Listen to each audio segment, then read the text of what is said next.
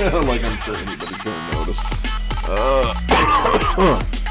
So I have the webcam set up a different way that it only shows you when you're talking. So if you're not talking, the camera ain't on you. So it prevents it from having to be like the 8 cams at once bullshit. Okay. Pretty neat. Yeah. Like... So yeah, like, what'll happen is like whenever somebody speaks, you'll always see my picture and then there'll be a window below mine that shows the players and it'll cycle between who's talking and who's not. Okay.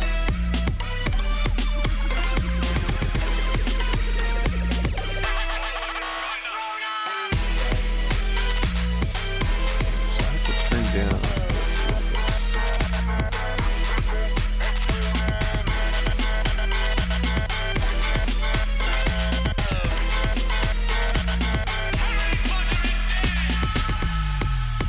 Okay, let's see if that works any better, and then I can crank it up a little bit. Yeah. Right, I'm gonna listen to something on the YouTube for just a second to check my audio. Go for it.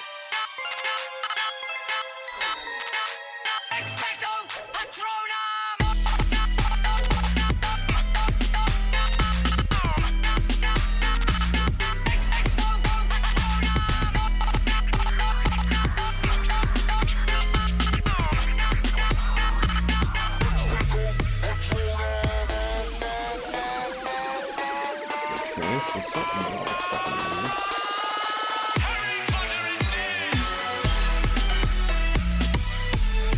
So have you seen The Last of Us show?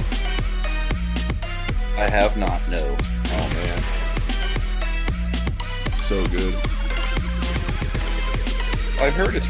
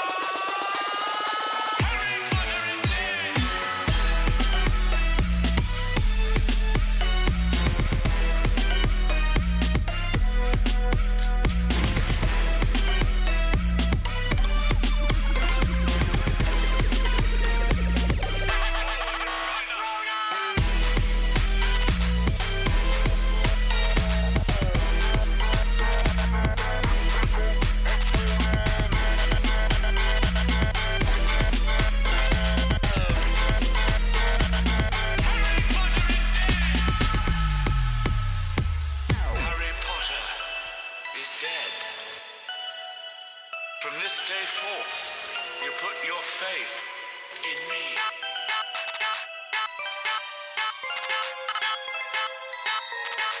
Expecto Patronum!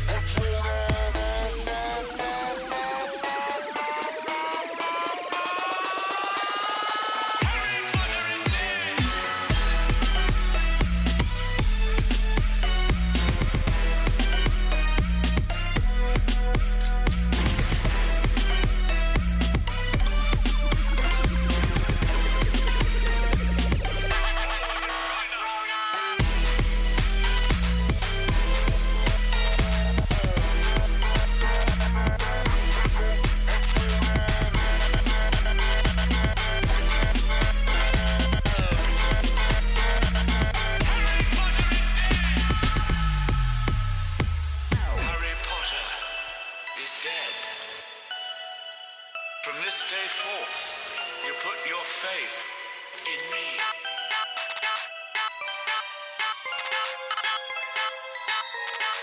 Expecto Patronum!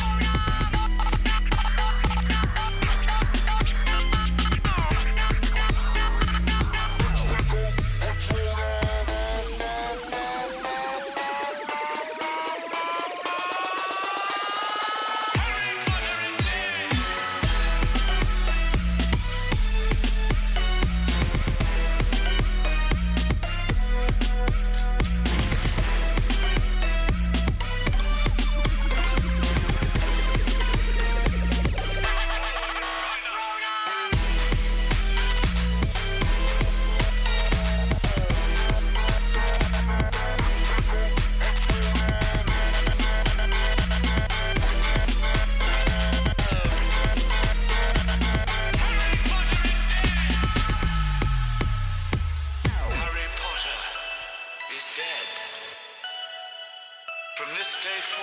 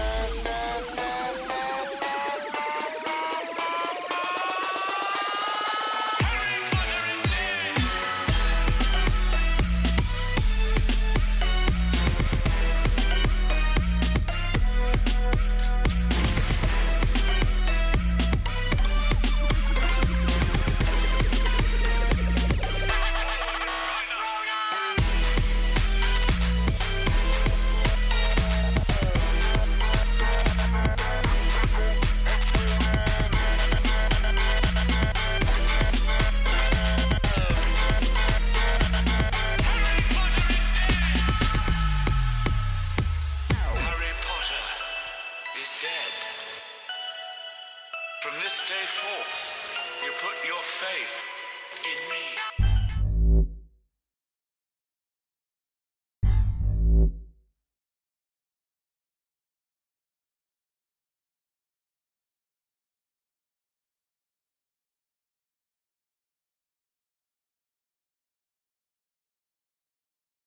Game is on officially now, so we can at least chat and go on about it. Alright, and then I'll put us in camp just till we're ready. Bam. Alright.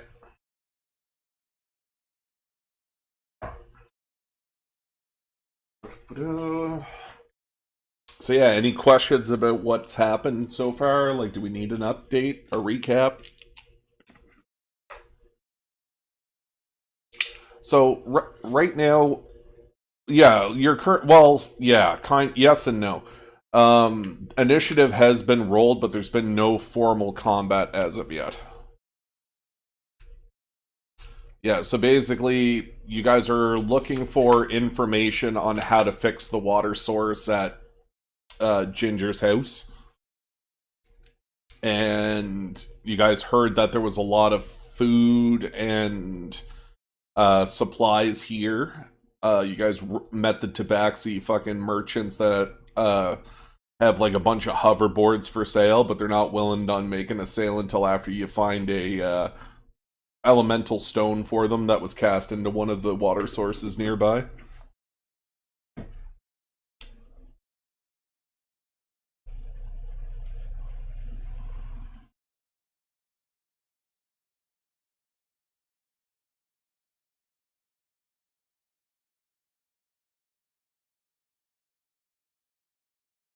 Will Smith? Oh, I thought we were just saying questions. Will Smith?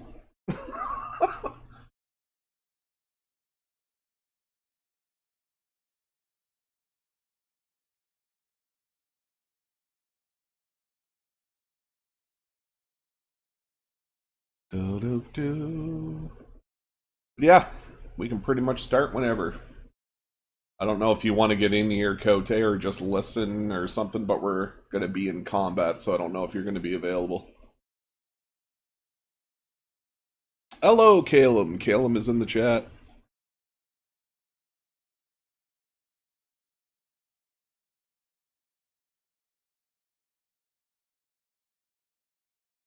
Do-do-do-do-do-do.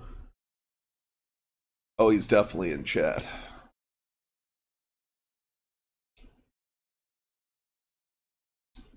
Like, I'm literally willing to start, like, the second my laundry is fucking in the dryer. So, and it's doing its spin cycle now.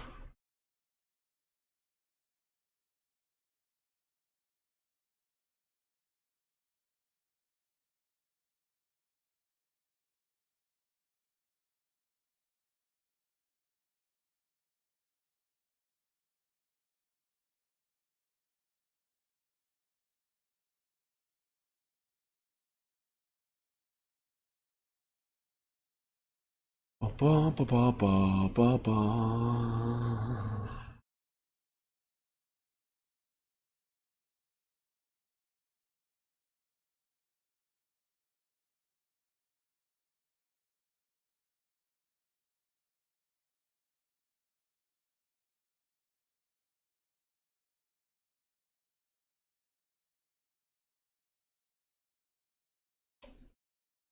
Alright, how's your situation going there, Bri? Almost ready?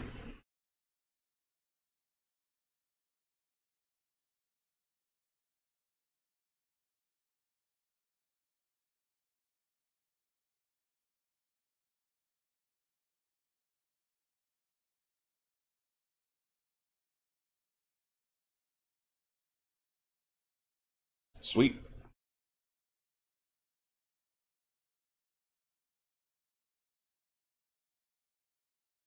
Ba-ba-ba-ba-ba-ba.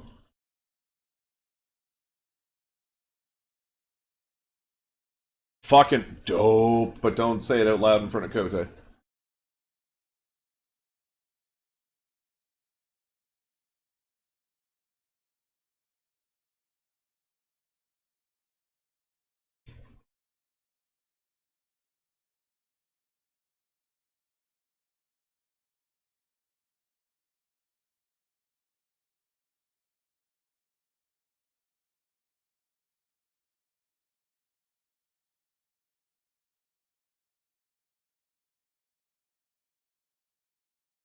So do you want me to roll for you, Kote, or what's up?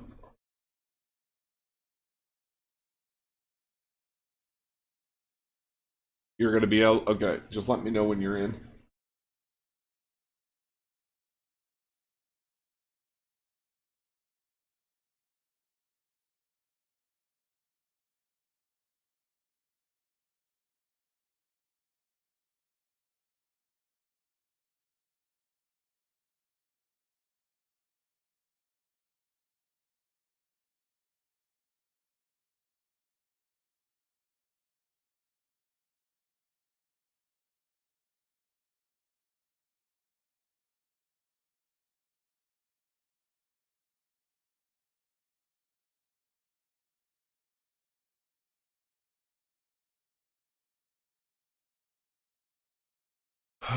Ba-dum-ba-ba-ba.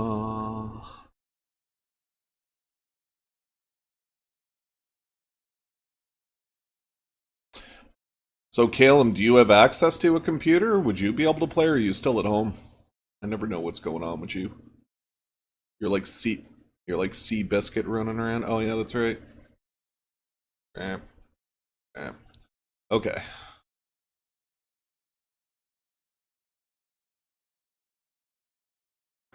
I had a few things muted. I don't know if you heard that, Caleb, but are you able to play tonight, or are you busy being at home?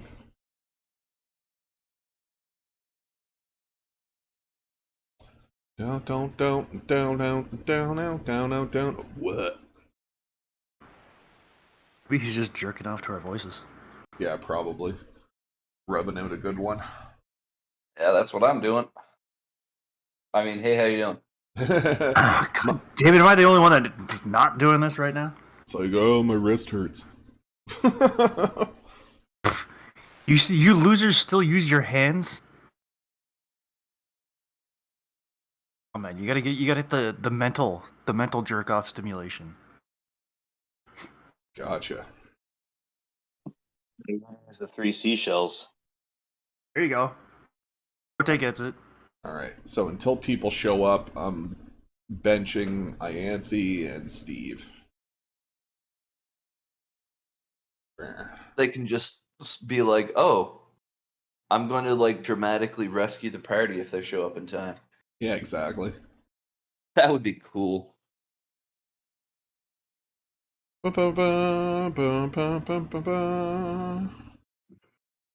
mean, it's better than other solutions to this problem that I've seen. They're just like, yeah, they're like avatars. If players don't show up, they're just asleep. Oh yeah, that's super fucking great. Guess whose character is gonna be the first on the fucking bait pile? Yeah, Axel just floats by a random hole and gets eaten by a crocodile that's 300 feet long. Yeah. Done. It's disappointing. He'd barely qualify as a snack. Yep. Yeah. Apparently he's 3 feet tall, and I'm like, how is that possible? I thought fays were tiny. But apparently I read through the book, and it's like, nope, they can be medium. It's really weird. Okay. Yeah. Sprites are tiny. Sprites and Spriggans. No, Spriggans are different, and it depends on, I guess, which edition. In 3rd edition, Spriggans are actually quite tall. Gotcha.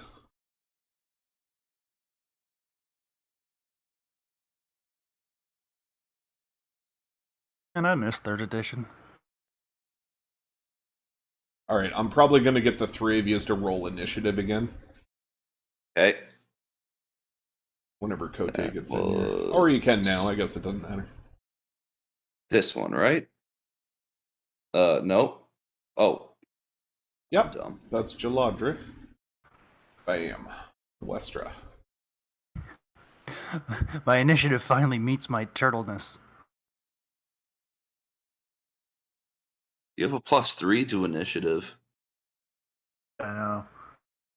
My stats are actually pretty decent. Yeah.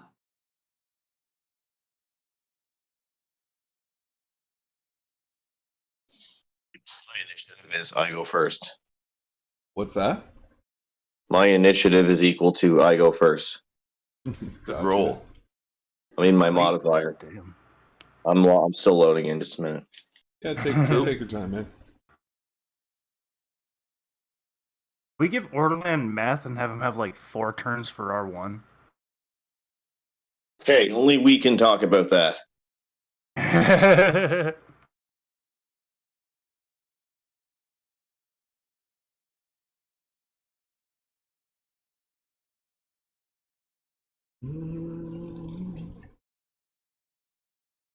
Jack, what's your race again?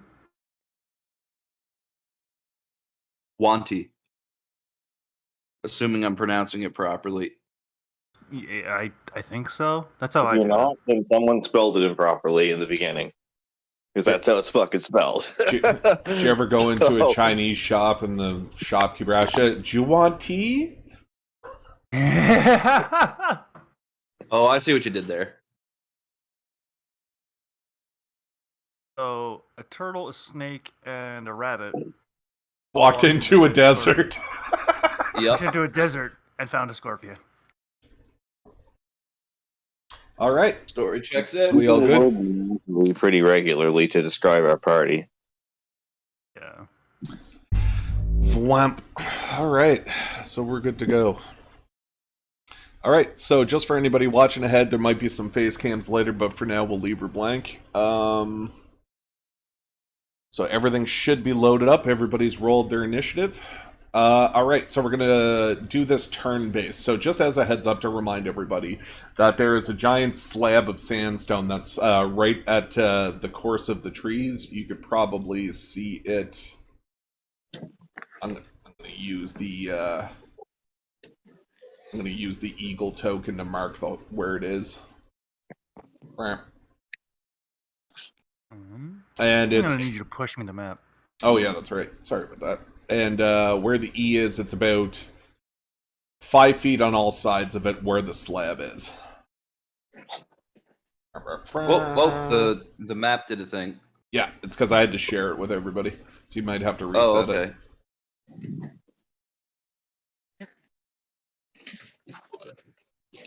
Bam. So there you go. That's right. This now I remember.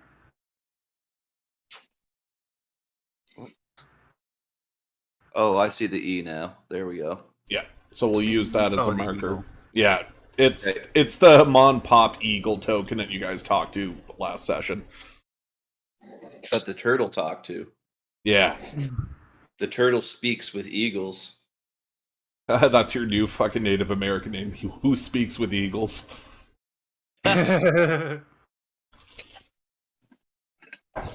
All right, so as you guys saw, magically all of your teammates disappeared and went to the fucking Pokeballs. So they're going to be available whenever people show up randomly. And like I said, any combats have been made so that doesn't matter how many people fight, it's all according to how many people show up. So this will be the same difficulty as it would be if there was 5 of you. If that makes any sense. Any questions? Okay. Any questions before we start? How fucked are we on a scale of 1 to die? That's a good question. I've got 2 shells. I'm probably fine. The good Lord says you're fucked. Any questions before we start? Yeah, if you were in a car and you were driving at the speed of light and you turned your headlights on, would they do anything? It would leave a trail behind you.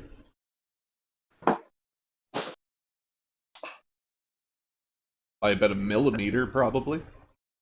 Differential makes you- factor. Jesus make me microwave a feel burrito better? so hot even he could not eat it. I would just drive so fast that all light green shifted. I could no longer see red lights. Green shift. That's when you travel in all directions at once. I love that. I fucking love that. Green shift is when you smoke too much weed. All right, I'm gonna need a minute. I wish I knew how to roll initiative for characters Oh, off of damn. their own character sheet. Can't you just Can you drag pull the it off? initiative thing like we did? No, it's for the actual like NPCs, like the monsters, because it comes up in its Oh. own character sheet, and I'm looking through it to see if I can figure out Ah. how to roll it. I'll have to ask Caleb. Either that, or you just use a physical die. Yeah, fuck it. Alright. Yep. You're not allowed to see it. You all can go to hell. Alright, cool. We're good. Don't want to fight us anymore. They're on the floor, bleeding out. Yeah. Alright, so we will go ahead with round 1. Fight.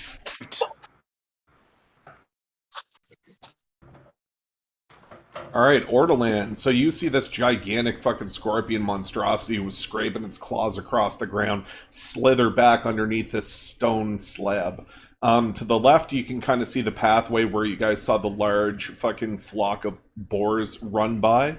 And back behind you, you can still see the 2 tabaxi that are sitting next to the fire with the rest of your companions who don't seem to give a fuck that you're in danger. Any questions? Oh, I remember this.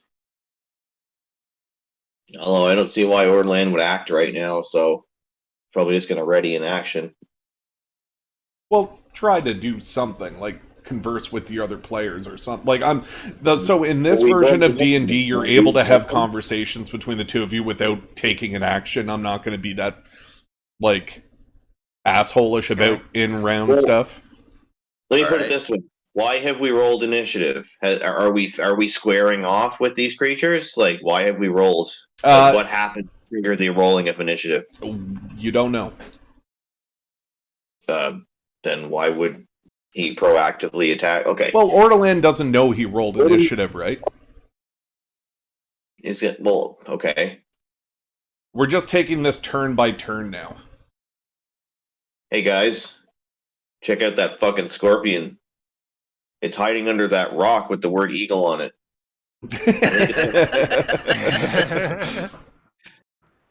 Damn. Yeah, that's. I'm gonna yell up to the eagles and tell them to fuck off. They may want to leave. Has anyone here ever dealt with scorpions before? I mean, we use their venom at the monastery in very tiny quantities to add just the right, just a right kick to the fucking. Well, it's only the wine we keep for ourselves, but don't tell anybody.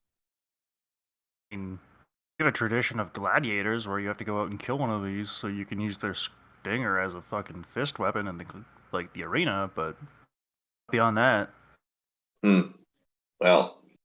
Do I look like someone that goes around playing with scorpions? you're a snake. Yeah, kind of. I'm not a snake.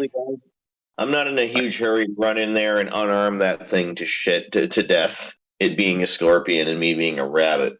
So Westra, I need you to roll a history check for me real quick. All right, can do. Well, Westra thinks about history. Ortolan's going to reach in his overcoat thing, and he's going to pull out like a mitt full of darts, and he's going to be like, well, guys, I'm not in a huge hurry to engage this thing, but if somebody wants to start throwing magic or fucking blunt instruments at it, I can whip these little bitches into try and get one of these underneath its stinger or something. And he shows the array of darts in his jacket. Ooh. All right, and Jaladra, I'm going to get you to roll me a perception or a history check as well. Or no, nature check. Sorry, my bad. So Westra, you're taking a look around and you kind of like just dismiss his comment of you being a snake, but there's something like in the back of your mind that's saying that like that it's almost like you just got insulted. Yeah. If that makes any sense. All right, and Jaladri, you're able to know that through your travels with scorpions as well as being in the Crucible, but they're also free-roaming entities. You know them to be like nest-dwelling creatures, not prone to travel during the daylight. Oh. Oh. Guys. We shouldn't be seeing a scorpion during the daytime. So either we've aggravated it or something bigger has aggravated everything, including those boars. Maybe it's been summoned. God, I hope not. Either way, it hasn't seen us. Why don't we just keep walking? And Ortolan will start doing the Bugs Bunny walk, where he's like, but he's not. And he'll start to slowly creep up along the rock face over here. All right. Are you guys joining him? At a safe distance. That's always the key. So as you progress, Ortholan, you kind of put your hand up against the rock faces to kind of start walking towards the area, and you pass pretty much 100% safely. There's not really any scurrying going on from the ground at all. You don't hear any sounds of shifting boulders or moving sand at all. But I will get you to roll a perception check.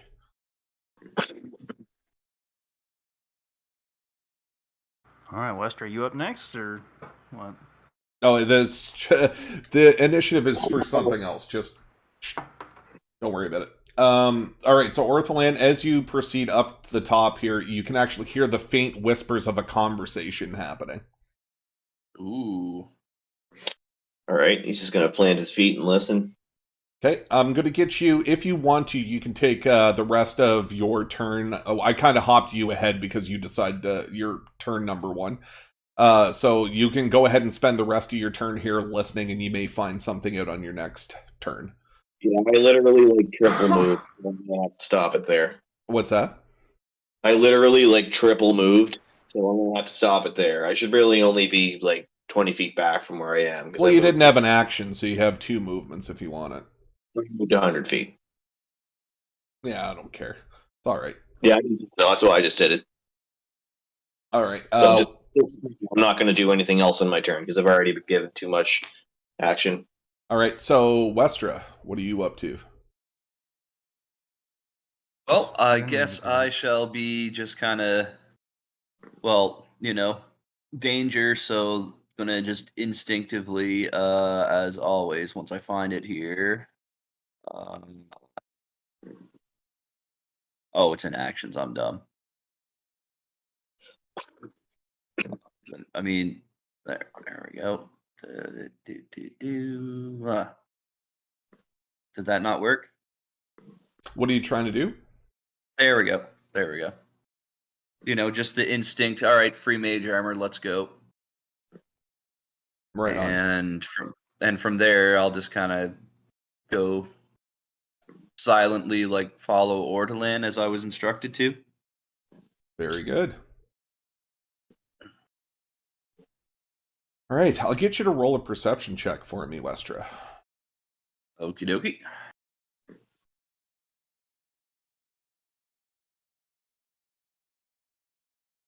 My mouse is being real stubborn tonight. There we go. All right, so as you come across in between the 2 rocks, you kind of see half of Orderland on the other side of the rocks. You can kind of see his ears jut up top and kind of like focus around with little sly movements as he's kind of listening for trouble. Okay. Over to the left-hand side of him, you can kind of see a ramp that goes up the side of a mountain, and it curls inside. Now, you guys don't necessarily see exactly what's going on up here, but you have heard a description from Nikolai. And yeah, so you can also hear a faint sound of animals up and to the left. Okay.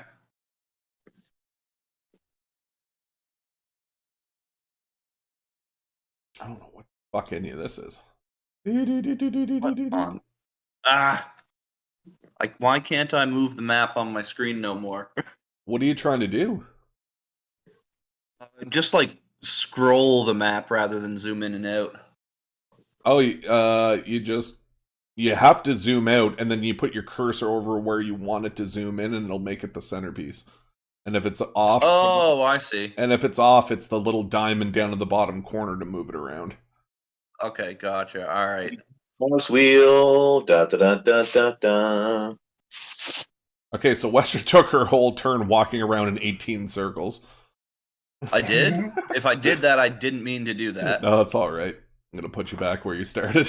Maybe that's why I couldn't move the map correctly, because I was stuck in idiot mode or something. Oh, it's still happening. Oh, how do I undo what I did there? There. Okay, I'm not clicked on my person now, right? Okay, now I can. Okay, that's weird. Anyway, little technical kerfuffle aside, that's pretty much what I meant to do for that turn. Gotcha.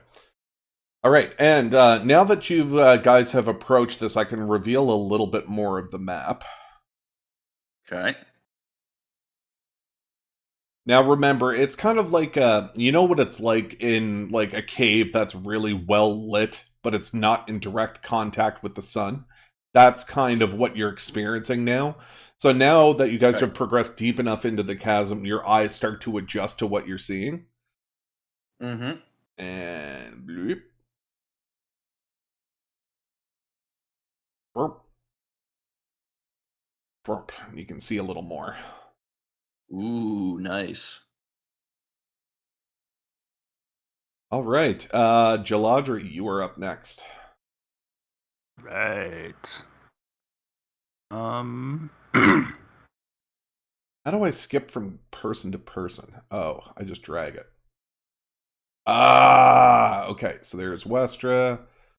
There's Jaladri. Bam. And it's still turn 1. Hey, we're learning all how this works now. Awesome. Okay. Yeah, I'm gonna move up here by Westra.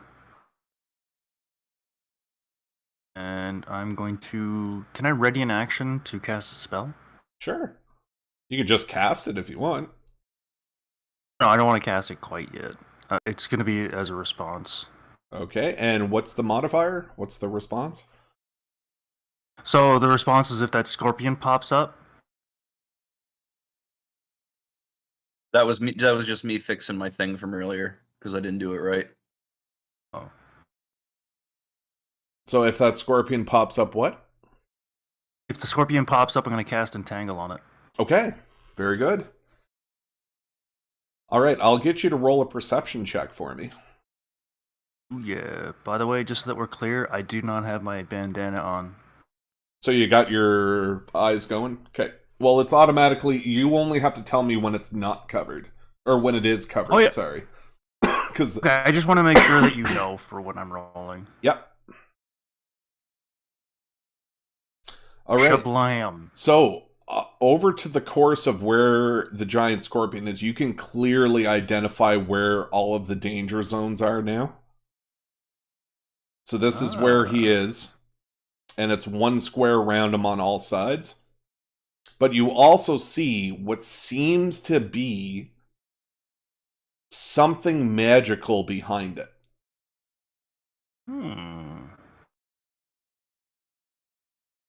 And as you kind of take a little bit of a step forward, I would like everybody to open up. I will push it, actually, because it'll make it easier for you guys.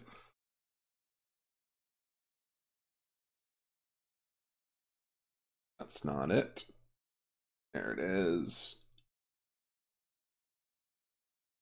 Don't maximize this screen or anything, but I will get you to take a look at the Alchemy Atlas.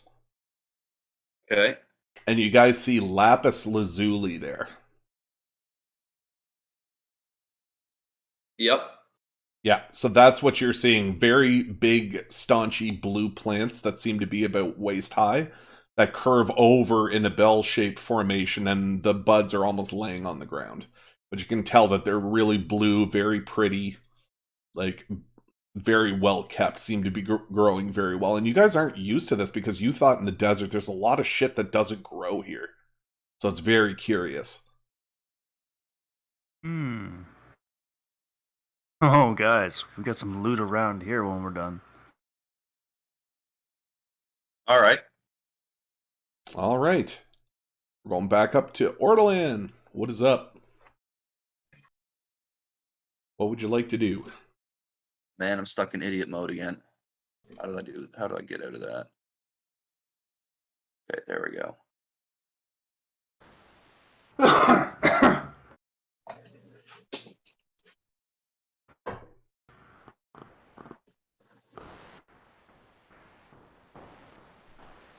Chakotay. Oh, sorry, I can't hear anything you're saying. What do I hear for this conversation? Sorry? What do I hear over here for this conversation Ah, that I'm listening to? very good. All right, so I'll get you to roll me a perception check, please. And I'm going to get you to do it with advantage. Too late. Let me Well, do roll again. it again with advantage. Roll it what it's supposed to be. Bet. Very 20 good. dropped one. So you hear a conversation between three individuals. You hear a male voice being like, I can't understand this. I don't understand what I'm looking at. And you hear a female voice say, well, this is your fault. You're supposed to be the smart one. I can't believe mom sent us out here all this way just to feel like you got yourself an ego or something. I don't understand. And then you hear a second male voice be like, well, I don't really understand why we can't bring our friends either. Like, I thought we were supposed to be family. And that's all you hear. All right. So I forgot what my question was now, but I think I missed the most important word out of that. About what did they bring? Like, he's like, oh, I can't figure this thing out. He should be able to bring the blah blah blah blah, and I did miss that one word. It wasn't really defined. It was more of a vague statement. Like like at no point were you able to hear what they were talking about, but it was in reference to something they didn't bring with them. That's all you really heard. Okay.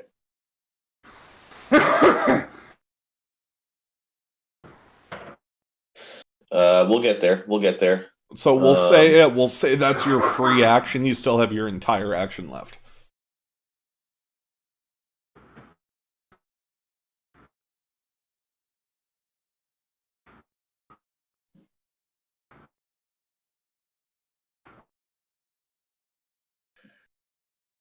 Okay.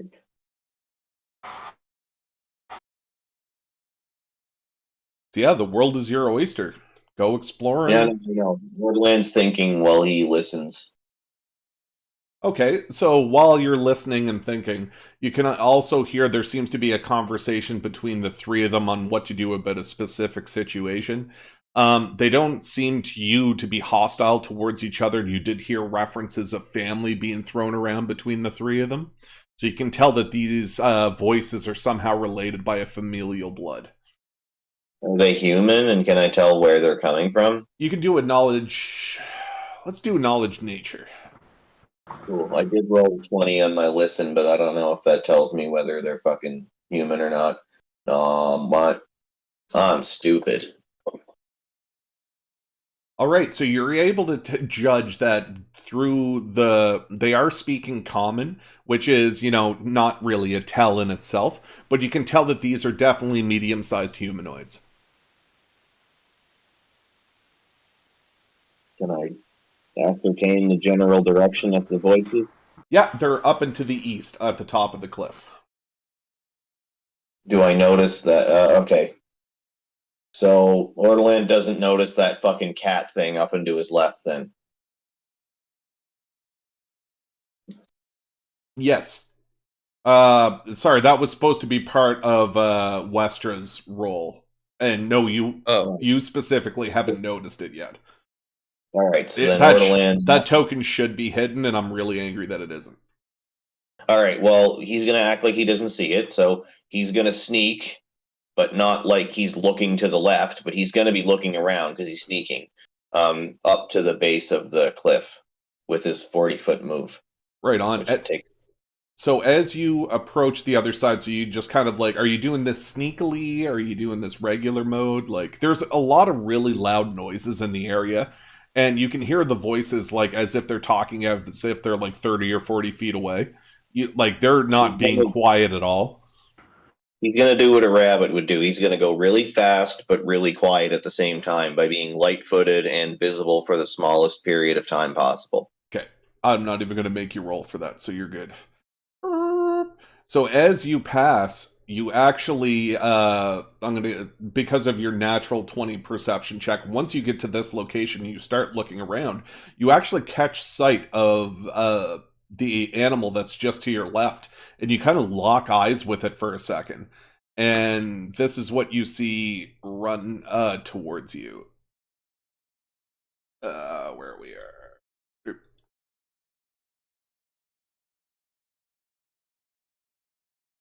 Well, Aww.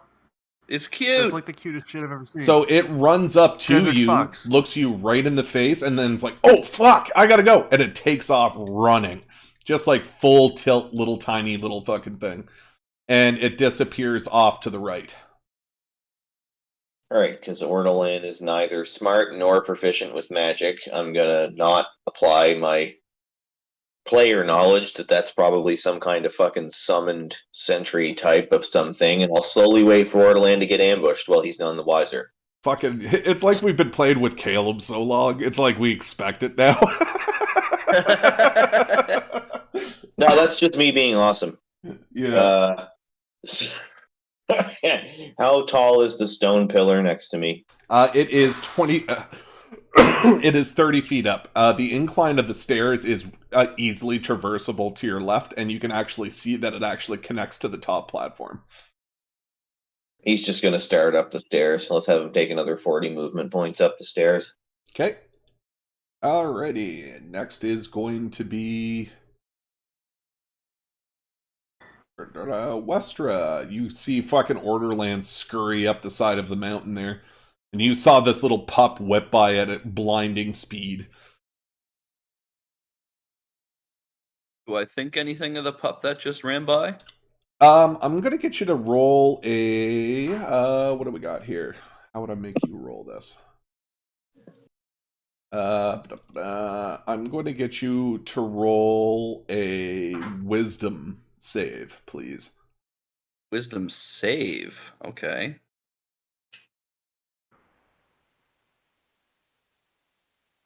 All right, so as you see this this little pup fly by at blinding speed, you're actually enamored with it. You're like, "Oh, it's so cute!" But you kind of hold in the scream at the last second as to not identify yourself in that location.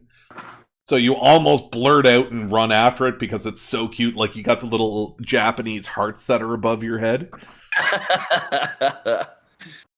And then you kind of, as soon as you put your hand on the rock to dart after it, you kind of hold yourself back and you're like, oh shit. All right. And take the rest of your turn as normal. Okay. Since I stopped myself from giving into the cuteness overload there, I'm gonna maybe get a better vantage point, but still hidden, like right about here behind this rock, so I can see where Orderland's going, and if I need to back him up, I'm right there. Very good. So, Jaladri, you're the only one that didn't actually see the little pup until it got really far away, so you just see this random little fucking morsel of a fucking animal run by you at blinding speed. Bloop, bloop, bloop. You got anything else you want to do before it's Brian's turn? No, I think that's good. I successfully restrained myself from giving away our position. Nice. Okay, Brian. So you're kind of identifying, you see that the scorpion is just like, hasn't moved, it hasn't budged. You still see all of the swirl marks in the sand from below it. And there's a little bit of the lip of the sandstone where it's like a dark hole, and you can actually see sand going forward and back as if something's breathing beneath it. Oh. That's awesome.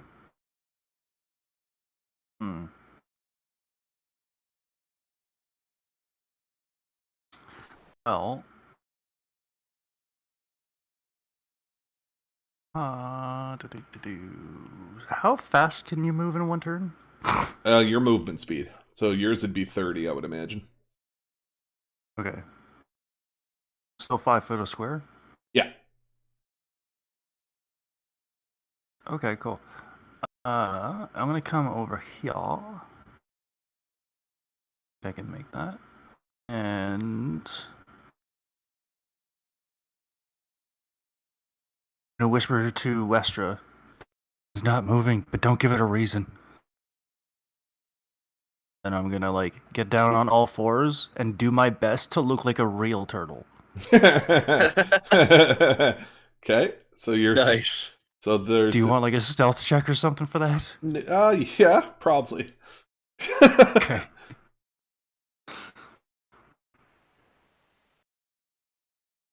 You're Not turtly enough for the turtle club. you think you're amazing at being stealthy. Nice. Oh yeah, the turtliest of the turtles. Nobody knows what I'm doing. Probably saying this all out loud while I'm doing it too. And I think that's my turn. So you moved 30, and you were doing it stealthy. You could still do a second move and an attack, like your full action. Like all you've used basically is your bonus. Oh, okay. So you could still move another 30 feet if you want to for your double move. 5, 10, 15, 20, 25. If you grab your token and put it somewhere, it'll tell you how long of a move that is. So you can actually use your token as a moderator to where you want to place it. That's sick. Okay, cool. So yeah, up there. And then I will. So that's a double move. Am I allowed to do anything after that? You can have conversation if you wish.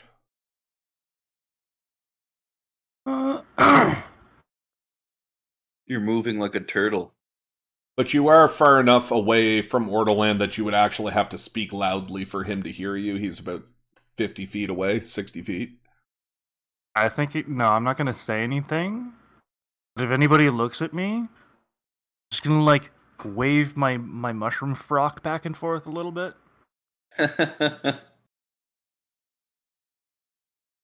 so they know I'm not. Just so they know I'm a real turtle and not a rock.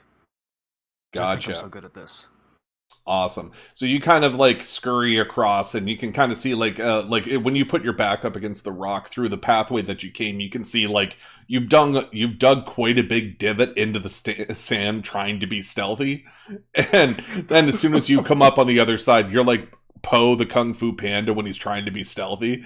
Like he's obviously clearly visible the whole time.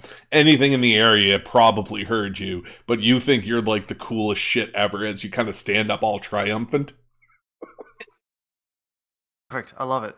That's exactly what my character would do. Right on. All right, so we're back up to Hassan. What? Oh, Orland. Mr. Hassan Fefa. Wasn't Yeah. It's actually my porn name, Haas and Pfeffer. Nice. Well, I'll assume I'm somewhat aware of Jaladri's attempts to be stealthy, and I'm holding back her as I'm caressing the side of the rock here. Ortolan's going to take the high road, both figuratively and literally, and not laugh while continuing to climb. Sorry, I missed the last part of that. You cut out because you were too far away. Climbing the stairs. Does he hear any more nuance in the conversation? I'll get you to roll a perception check for me. So throughout this area, you can kind of tell that even though it is protected from the sun, you do see like gusts of wind that seem to be coming in from the pathway to your left. And as you kind of walk up, you take a look over the edge, and you can actually see that that's a pathway that goes back up behind the mansion on the other side. Oh, so cool. It's like a big open area that has a breeze coming through it. So every once in a while, there's a big gust of wind that kind of hits the mountainside with sand. You don't see any like footprints or anything as you go up the ramp, because anything that would have been there would have been covered by sand from the wind. You do happen to hear the sounds of like twigs cracking, which is something you find very strange considering the very few amount of trees you've seen in this area. But the voices from over on the right-hand side have somewhat quieted. You don't really hear too much coming from over there. Noticing the wind, Orlan's going to ruffle up his whiskers, looking concerned, since he is a rabbit. He's going to look downwind at the direction that it's flowing. See his brow wrinkle with concern again. He reaches into his pack and he pulls out what looks like a small bottle of cologne with a spray nozzle, and on the front of the bottle is written the word "pray." And he just looks at it and he goes like Prey, and he looks at it and he goes, yeah. He looks at it and he just shakes his head like bad choice, and he puts it back in his bag. Awesome. All right, as you take a look to your left up the path a little more, you can see now that you're in a section where there's slabs that kind of go up, and it looks like you might have to do a little bit of a climb to get up to the next section past this one. So it's about 10 feet up, and it looks like it's probably traversable. All right, Westra, you are up next. Oh, tell me that wouldn't go perfectly in a fucking Bugs Bunny cartoon. That'd be awesome. It totally would. I think this would be like a perfect anime. Westra's gonna try to peek down from her like little perch here, the path to the right, and see if she can see the little foxy thing still running off in the distance. So you lose it kind of in the general sense that whenever like something gets far enough away from you, like the actual heat coming off the sand, you know how it always looks like there's water on top of it when it's really hot. You kind of lose it and it kind of disappears almost incorporeally into the heat sauna, which is the rest of the cave. Okay, that's disappointing. Well, Ordolan's like halfway up the thing. Jaladri's at the bottom, like looking all proud of himself for some reason. Dun, da, da, da. She wasn't paying attention. Nice. So I'm gonna just kind of like head up this way. Kind of see what the hell Jaladri's up to. Can I see anyone at the top of the cliff where Ordolan heard the voices from? You can't. The angle would give you probably about maybe 5-foot view from the cliff's face. So just imagine that all being a black area. You don't really know what's up Okay, there. gotcha. So they can't see us either down here. Perfect. No. Okay. Do I get another move? Yep. All right. Well, I'm gonna. There we go. There's 30. Get us up in here with the rest of the group, so I'm not like a million miles away if shit goes down. All right. So I need everybody to roll a con save for me. Uh-oh.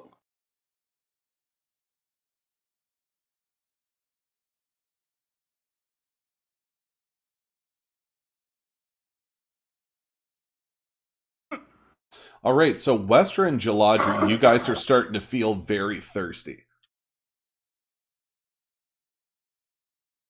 That's no good.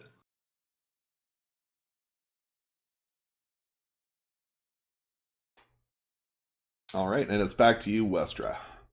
You got your double move. You're actually up against the wall now. You're starting to feel the wind of the sand kind of brushing up against your face as it travels eastward. You notice that Hassan Pfeffer has kind of made it to the top of the plateau. You can't really see past where he is, but you do see another cliff hand past him that goes up about 10 feet above your view. Okay.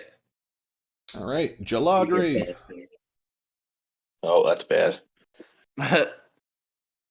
Oh, I thought you already rolled it. Oh, no, you didn't. No. Oh, okay. Ordolan, you feel thirsty. Okay.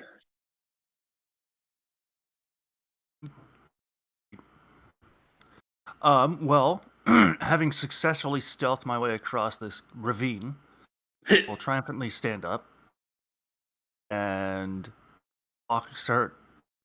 Basically, now that I know that I'm like can't be seen, I'm going to saunter over to Orlan.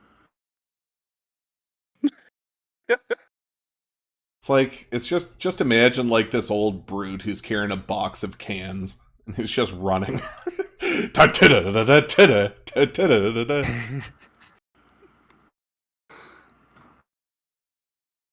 right, Orlan, where are we at here?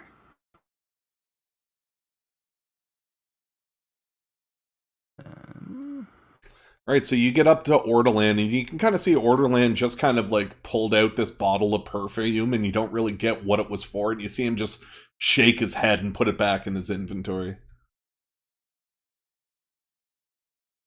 Oh. I'm gonna, like, Ortolan, you hungry? I'm gonna, like, pop off one of my mushrooms and be like, offer it to him. When he sees you, his eyes are gonna light up, and he's gonna be like, "Hey, you want?" And then his eyes will go down, and he's gonna continue putting the bottle back in his.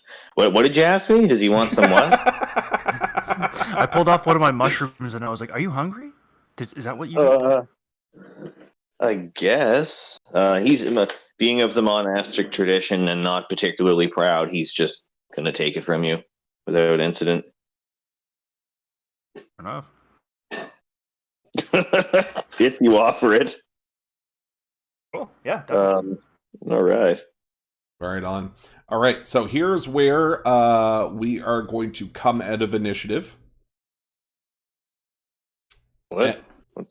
Okay, I won't question it. Yeah, and now it's just free roam. Hey, Woo! nice. Free roam. I'm just gonna go here and then all the way there. All right, I need you to beat a 30 climb check. And if you fail, you take 100 damage. There is no climb. No climb. Clearly I've full of looked. shit. Clearly.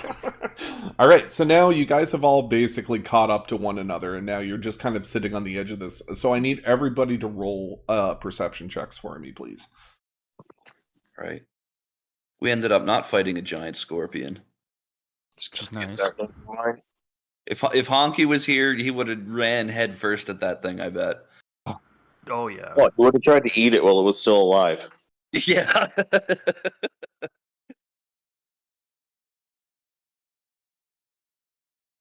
Oh, he just would have been like lapis lazuli and charged straight for it, forgetting there was even a scorpion there. Yep. I think that's probably the most accurate guess. Yeah.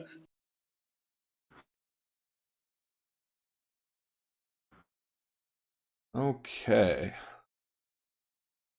All right, as you guys kind of like start to walk up, you guys notice, so Westra, as you're kind of walking along the sides, you actually notice that there's actually like the tip of something leather sticking out of a sand pile just to the right of you. It's up against the cliff face. What is it? All you can see is just a little bit of leather sticking up from under the sand. Mage hand. Okay. As you go ahead, do you want to describe it?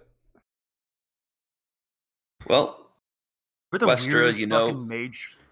Westra's above just, getting down like a peasant and digging that thing out there. So she's just going to stretch her hand out, and then the ghostly blue hand pops out of her hand, and it's just going to float over to that leather thing and give it a little tug and see if it comes loose. Right on. So as it comes loose, you can kind of see that it's a coin purse that lifts up into the air, but it also has like what seems to be a hand and a wrist attached to it that looks like a skeleton hand. And you your hand has to kind of pull pretty hard to get it on, and then it just kind of breaks the wrist and it comes over to your possession. So my mage hand is just like holding up this like sack of coin, which is being held by like some decapitated skeletal hand. Yeah. Lovely. You gonna eat that? Westra just floats the hand over to the turtle and says nothing. Right on. All right. So as I don't know, are you opening it, I guess? Oh, the coin pouch? Yeah, I want to see what's in there. Okay, so you get yourself 150 rupees. So gold coins are going to be rupees in this one, so you can go change what gold pieces are. If you want to go to your character sheet and click on gold and type rupees instead, that's going to be the monetary... Like Legend of Zelda rupees? Yeah. Okay. And that's going to be the coin system for this game. All right, so how many did I get? 150. Oh, okay, that's cool. All right, and you're also going to get this.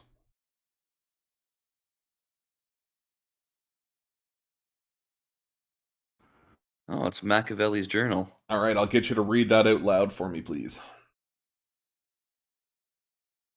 Journey entry number 209, Machiavelli. Esri jumped back in terror of the horrific sight, but braves her instinct to flee and peers deeper into the casket. As the beetles separate like a swarm to a flame over the edges and into the darkness, she sees a number of relics inside. Mostly doodads, it seems. Curious, what is she looking for? She reaches in, only to find a set of strange coins with strange lettering that seems to resemble lettering on the door of the temple. The sound was horrifying. The sound of brittle bones cracking and dry flesh tearing as she raises the coins into the air. She seems overjoyed, stating that she found it! She found it! To what she thinks is an empty room. Wait. Why did it go dark in here? Now do it like it's Metallica lyrics. Mostly doodads. It seems very curious. Oh, doodads. This is a good group. It's good times. So yeah, you're able to find that. So just keep in mind, people, that make sure to check your quests regularly, because there's gonna be stuff that shows up there, and if I forget to let you know, just be like, hey, any new quests that showed up recently? So Yeah. so just keep me in mind of that. Yeah. Okay. So yeah. Oh yeah. I see. Know thy enemy.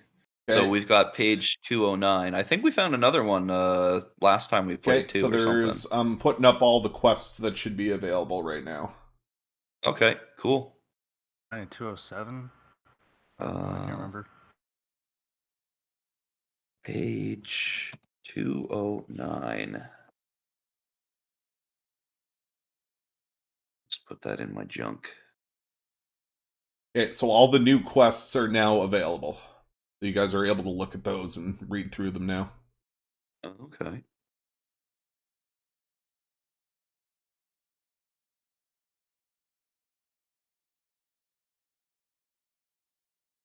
So just so you know, Hector meat is not Hector, it's Ma'at. I forgot to change that. Bam. There. Oh yeah, we saw him in that town where they were doing some creepy ritual shit. Yeah. There. Changed it. Alrighty. Bam. So if you have, yeah, so basically what we have is we have the survive the crash, so that one's done. That got you to level 4. Tracking knowledge is collecting all the collectibles. Fast paced is get yourself a boogie Personal board, transportation device. and you'll get an Echo Lily for completing that quest. Know thy enemy is collecting all the journal pages. And the Paw of Many is discovering what you witnessed when Ma'at sucked the soul out of some old chick. Cool. I forgot about that to activate those at the last one. But anyways. All good? All good? We know now.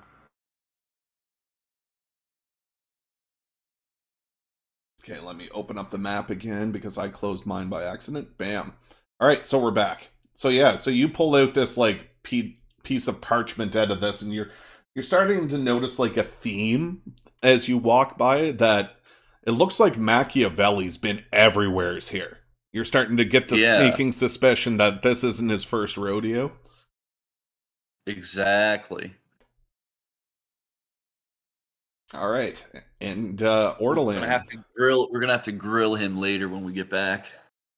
Right on. So pretty much right now we're not in initiative, so you guys can discuss amongst yourselves what you want to do. I'm gonna put us on a quick 5-minute break because I have some news to share, and then we'll get right back to it. So I'm gonna hit us over to break. Camp. Bam. All right, so we're over in camp here for a few minutes, guys. So yeah. I'm actually going to put us on a break and tell everybody. Oh, okay. Mute.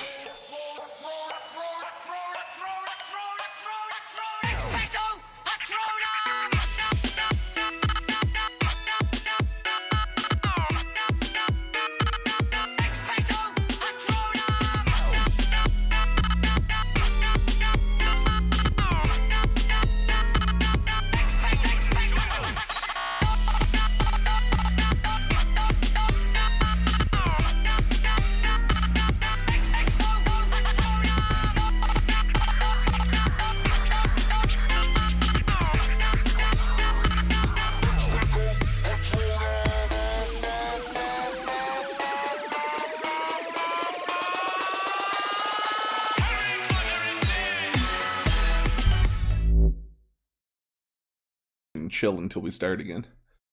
Stealthiest fucking turtle in the world. Turtle. I'm just the stealthiest motherfucker you've ever did meet. I'm the stealthiest motherfucker alive. I can't wait until we try to go back and I see the fucking giant ass groove and I'm like, shit. Yeah. So everybody fill your pipes and fucking have a piss and we'll get started again here in a second. I just say this is going really well. Liking this. Enjoying it. What, the setup or just playing D&D in general? Oh, just today. I'm just having a good day. Nice. Well, high five, brother. That's what the Graceful Saloon's all about, is sitting down, taking time out of your day to fucking chill with friends and fucking play D&D. That's all it is. Right? Just that, but like some of the shit we do is just the best. Like, it's really, like my favorite dynamic is when we have a party like this, and then Honky shows up, and it's just fucking out the window. Like, you know what I mean? It's fucking hilarious. Yeah, no, he's like the Who. He just shows up and he's like, oh, you guys really at like, oh, you guys are stealthing around at 3? Check this shit at 11. Yeah, and then instantly, like, the fucking final boss 6 years away, travel at high speeds, fucking hears you somehow. It's like, yeah. Well, yeah, and like fucking like lightning starts flashing and a storm shows up and it's like, oh shit. Yeah. It's just summon the final boss. How do you do Exactly. that?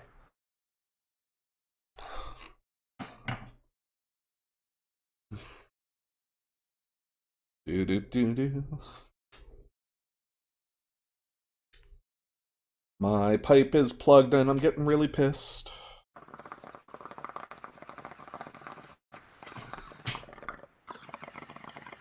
Yeah, I wasn't, just so you know, Ginger, I didn't announce what actually happened on stream. I told everybody off stream because I don't know if you want your business being public, so get well soon. We love you.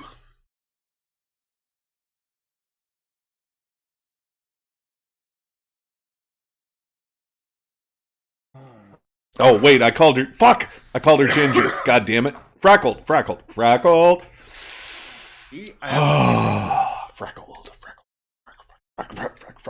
I gotta fucking get on that. So, the other thing is just as we'll give another announcement while I got you guys all here. So we do have a new player joining. It's going to be Fangold. He's somebody Honky met at Walmart last week. So he's going to start playing soon. You said he was a what? Owlbear Rogue is what he's going to be. That's, well, honestly, we need a rogue in the party. It's kind of, you need it. Like, you know what I mean? Everybody's doubled up on characters, and it's like, fuck, what do we do? Yeah. I mean, you can totally double as a rogue, though, right? Well, he gets double expertise, so it's like having 2 ones. I mean, like me, I'm so stealthy, I might as well be a rogue. That is true, but you're also a gigantic turtle, and you could at least be the tank. Yeah, that's true. Especially since I can cast some, like... turn myself into a real fucking tank. Oh! Oh, apparently it's not Ginger... Freckled! That's in the hospital. It's somebody else, and she's visiting. Okay. Well, I love you. I wish her the best. We originally thought it was you, so I wasn't going to bring it up on stream, but tell her, love her, and I hope she gets back to where she was before. Love it. Yeah. Tell her we all hope she gets healthy, and I'll rub my nipples for her. Oh, God. I'm pretty sure Brian's back pockets are touching. Whatever that means, I don't know. I don't know. Why do you think I didn't want to be on Facecam? Oh, it's because your back pockets are touching. That explains everything. Right on. Well, love you, and no worries about anything else I don't even know what to say to that. What we can do is read some new subscribers. That's what we can do. So we got a few new ones. We got Corey Cantor has subscribed. We have Top of the Class Performance and Salma Penguin. Kyla Baglow, love you, girl. She's part of my family. She subscribed back in the Destiny days. She loves Destiny, so there you go. Thank you so much for it. And we have Daily Nightmare 3 has followed over on the Twitch channel. Thank you so much. All of this information will be transferred forward to let you guys know that we did switch from Twitch over to YouTube again, and this is where we'll be staying because we can't guarantee the safety of the channel in Twitch for the regards of the shit that's been going on with D&D and D&D Beyond, but now that has come to a close and the licensing agreements are all taken care of, so we're just going to stay on YouTube permanently now. I'm tired of dealing with Twitch. I don't want to see tits in my face all the time. I'm over it. I'm literally over it. Okay.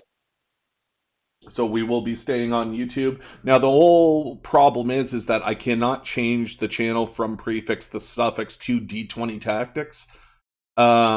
Just because I've already changed the name probably about 6 months ago, and it takes a year before you can change the channel name.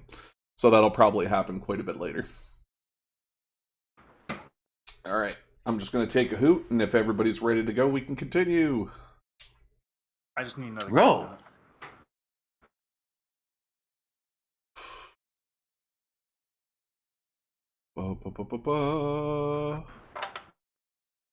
Well, who knows? Freckled, maybe we'll be playing later on tonight. Who knows? Honky said he was going to be... Honky said he was going to show up when he can. And that's probably in another half an hour from now. And then maybe Victor will show up after he gets his shit done for the night. Who knows? But as of right now, we're just playing along.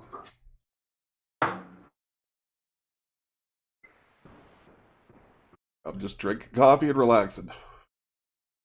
10-4. Don't carry your coffee and your bong to the microwave. I almost tried to microwave my bong. If it felt, then yeah.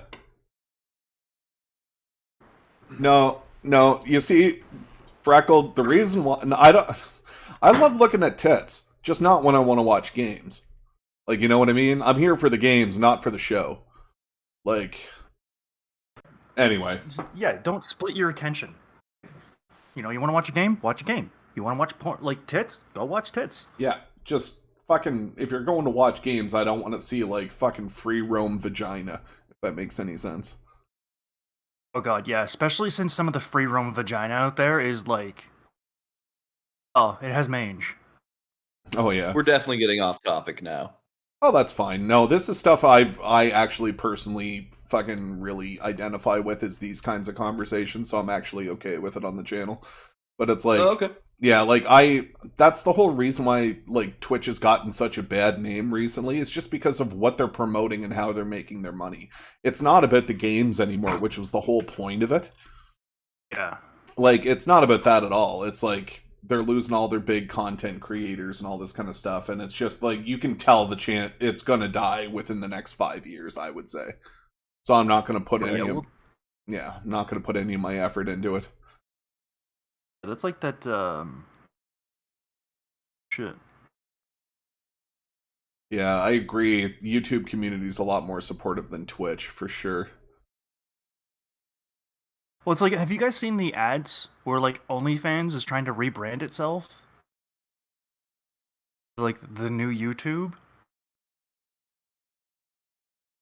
I don't even really know what OnlyFans is, to be honest with you. It's where you can show your tits for money. Oh. Fuck money. It's basically a DIY porn website. Yeah, pretty Will people pay me money if I show my tits? Sure. Well, you understand. You could probably do a hot tub with stream. enough people out there. Like, with enough people out there, you could probably just do a foot stream. Oh god, this is fucked.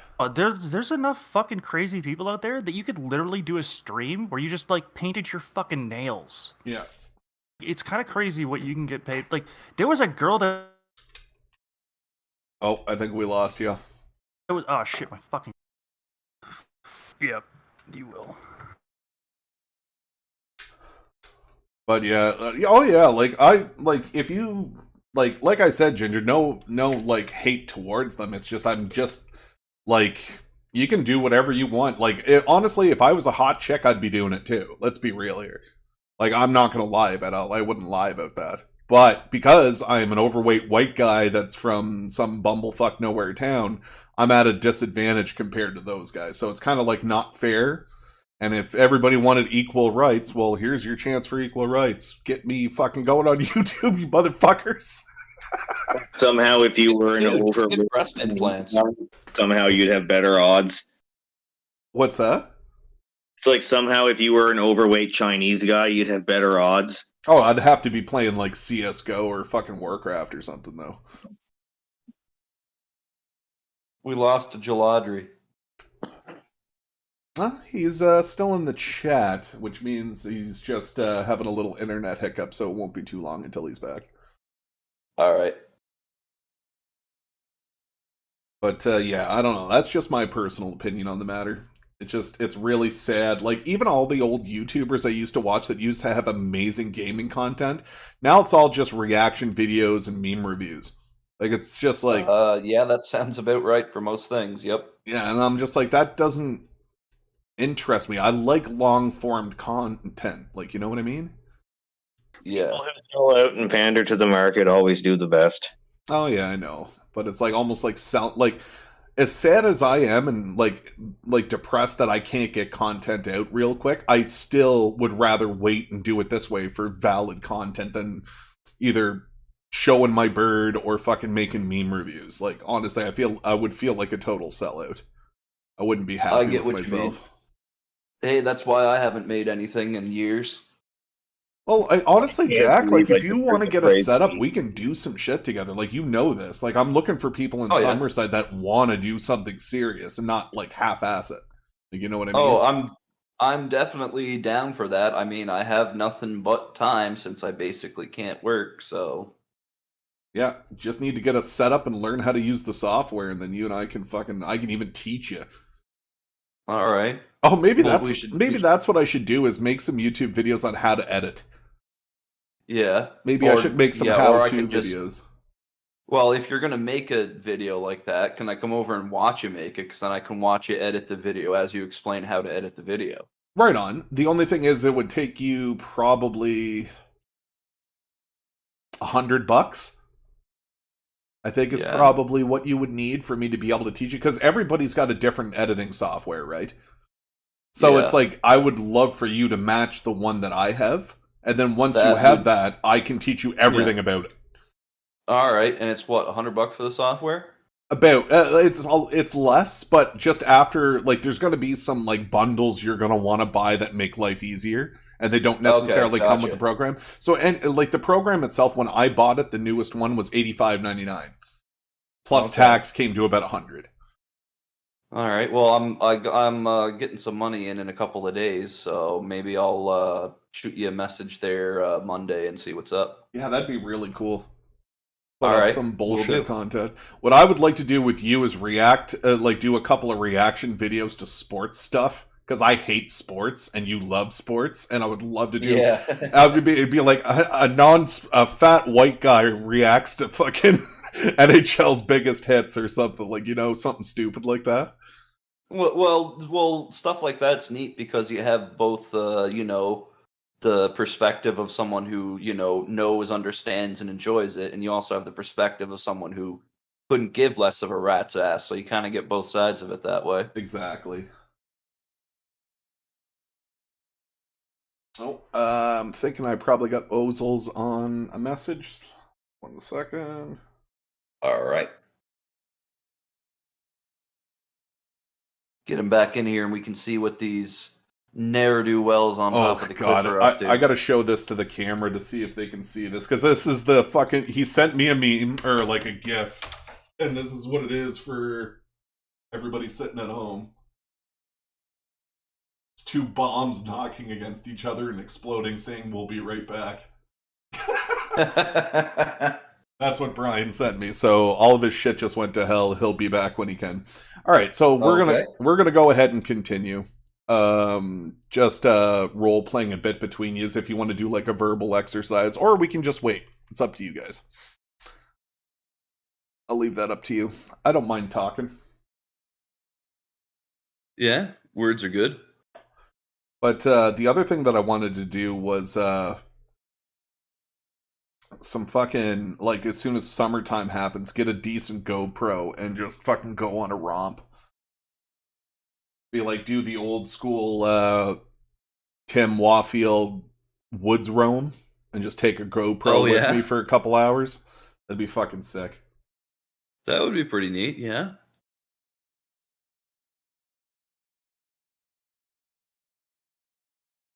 Show people the lay of the land and all that. Yeah, exactly.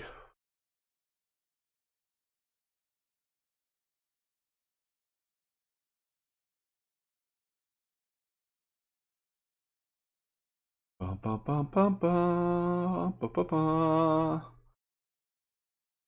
So what are you working on now there, Cote? Something horrid?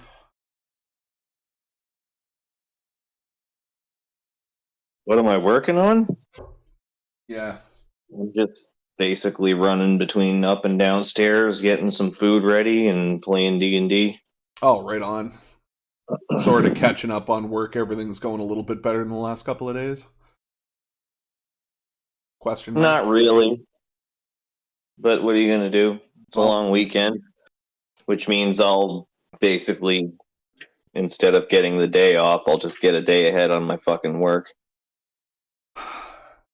I wish there was a way I could help you. Because I'm like sitting I'm here fine. fucking... I'm sitting here If I fucking don't like it, doing I can quit. Don't fucking feel bad for me. Yeah, I eat but bacon for breakfast every morning. I don't have to get dressed before I go to work. Like, do not feel bad for me. no, I just mean like I wish I could get you to your end goal faster so you can play Hogwarts. There is no way. Well, yeah, fair enough. The work's going to come in faster than I can fucking shit it out. So all I'm doing is just saying, you know, one of these days when we can't write any fucking business and there's nothing for me to do, I'm going to sit on my ass and work 3 hours a day until the fucking time is paid back. Makes sense. And you know what? They're probably going to be fine with that. So it's going to come a time where you're going to be like, I'm going to text you if you want to play games. You're going to be like, fuck off, I'm writing Caspian. And I'm going to be like, yeah, understood. Oh, that's going to happen a lot. Yeah. I'm sorry about that.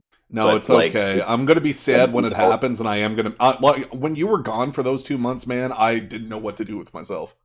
I really didn't.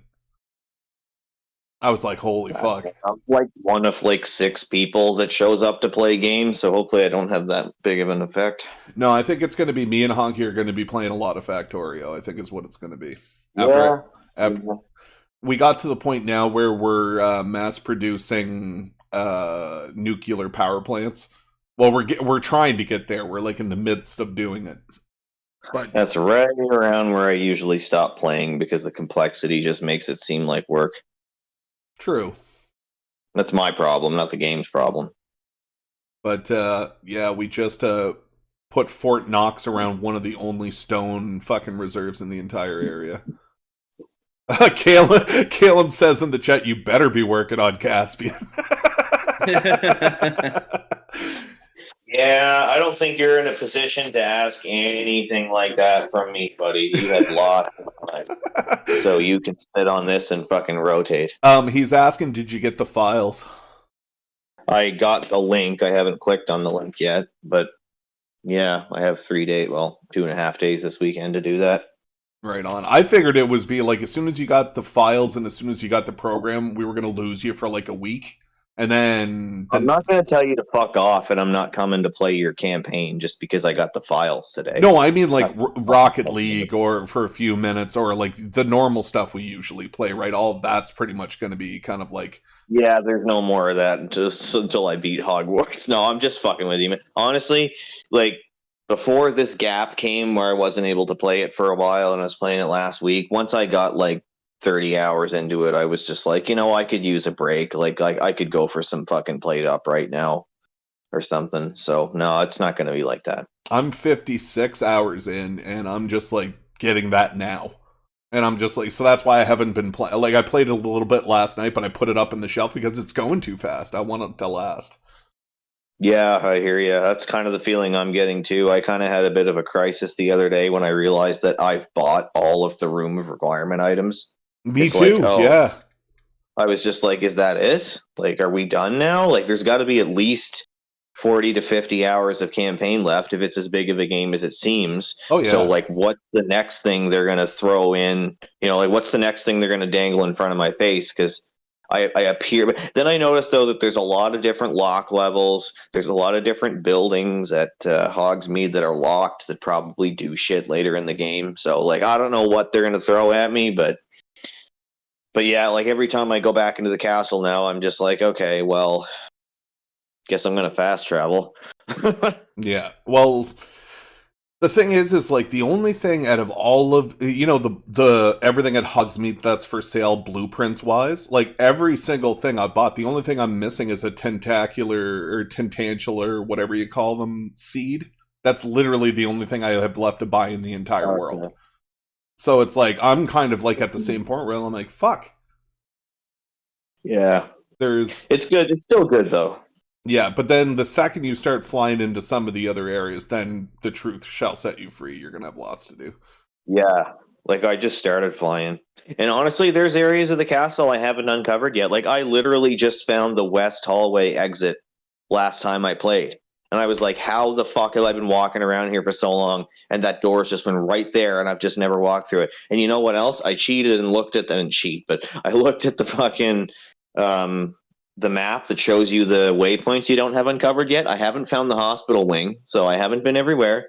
And I haven't found, like, it doesn't tell you where the common rooms of the other houses are when you're not in that house. But if you know halfway anything about the fucking story series in the world, you'll know where to find it. And I've found all the other common rooms, but I haven't found the Gryffindor common room yet. I haven't really? found That's the one I'm from. I know exactly where it is. Don't tell me where it is. I'm not looking for it either. I'm just waiting till I stumble upon it. And I was riding on the broom the other day, and I don't remember exactly which one it is, but I think I remember which tower it is on the castle. And I was on my broom, and I was like, that's the fucking window that he looks out of.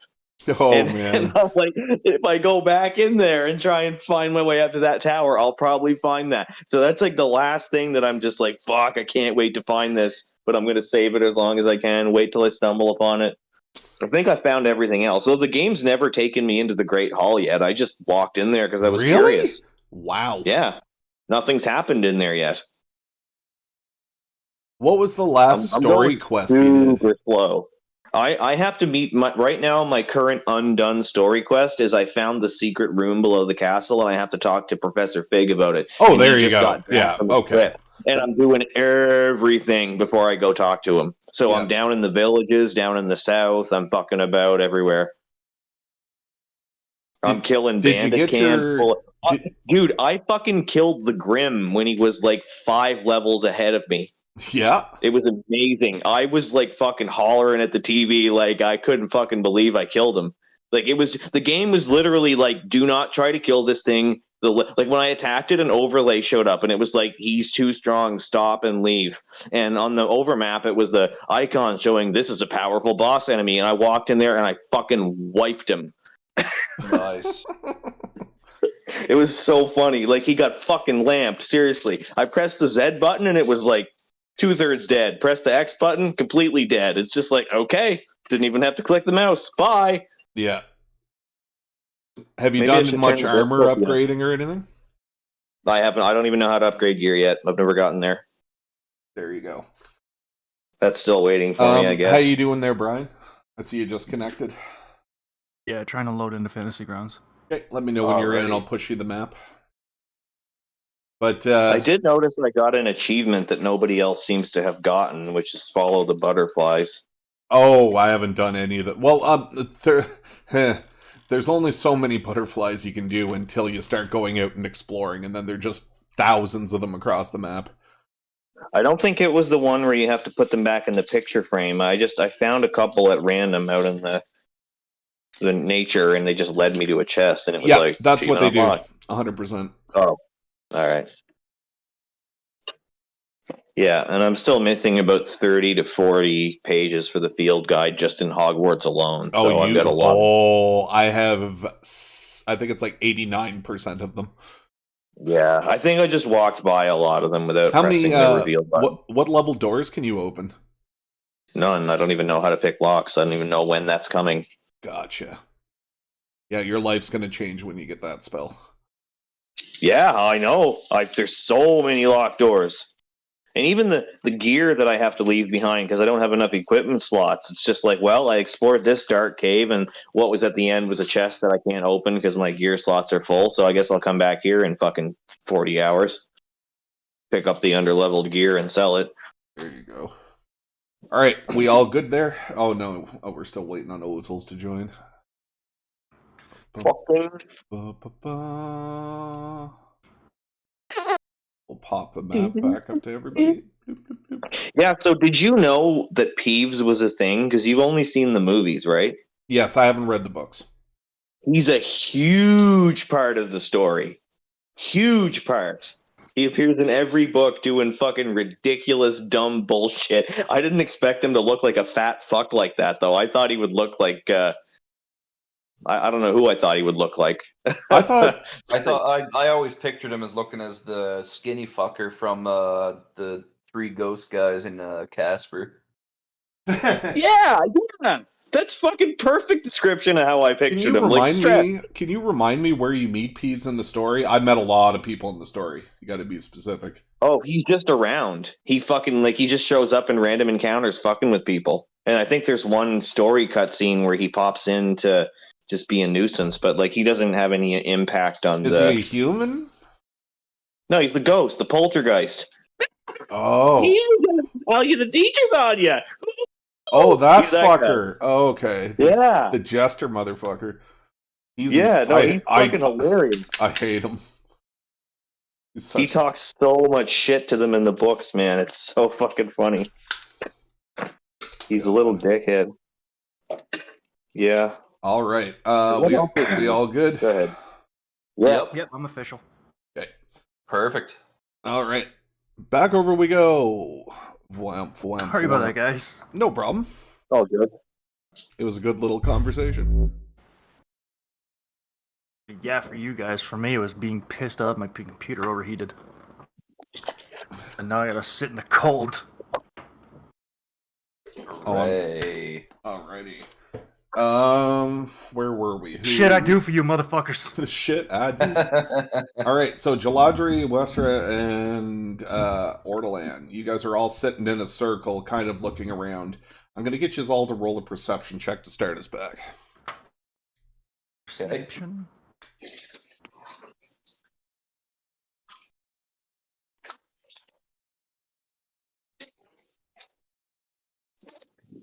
Hold up, it's coming.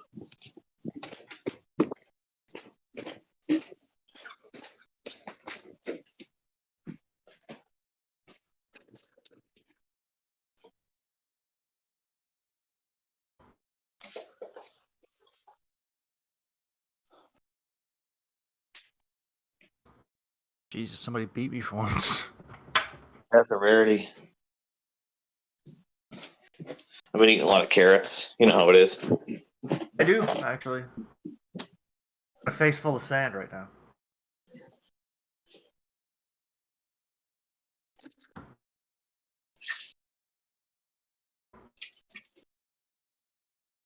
We're thirsty. We are thirsty.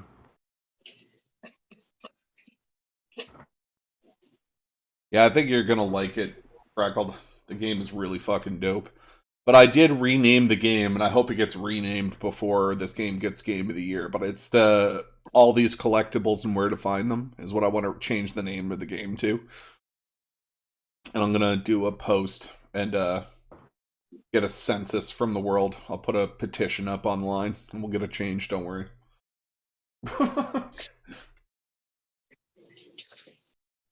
All right. So, anyways, you guys are there. What would you like to do? So we got all of the perception checks on. All right, so you can kind of hear a little bit more of the conversation through intermittent voices that are coming through as the sand blows by. All you hear is the words gate is closed, improper keys, open how we have to. That kind of thing. You hear intermittent voices that sound like they're coming from a few different people.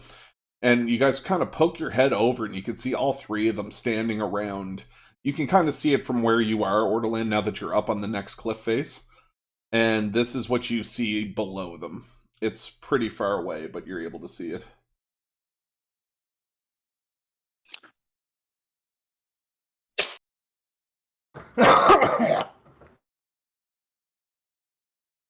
So this is the pad that they're standing on. And you can kind of see the three of them are in a circle together, like chatting vigorously. You can kind of hear them. Sometimes they're screaming, sometimes they're whispering, that kind of deal.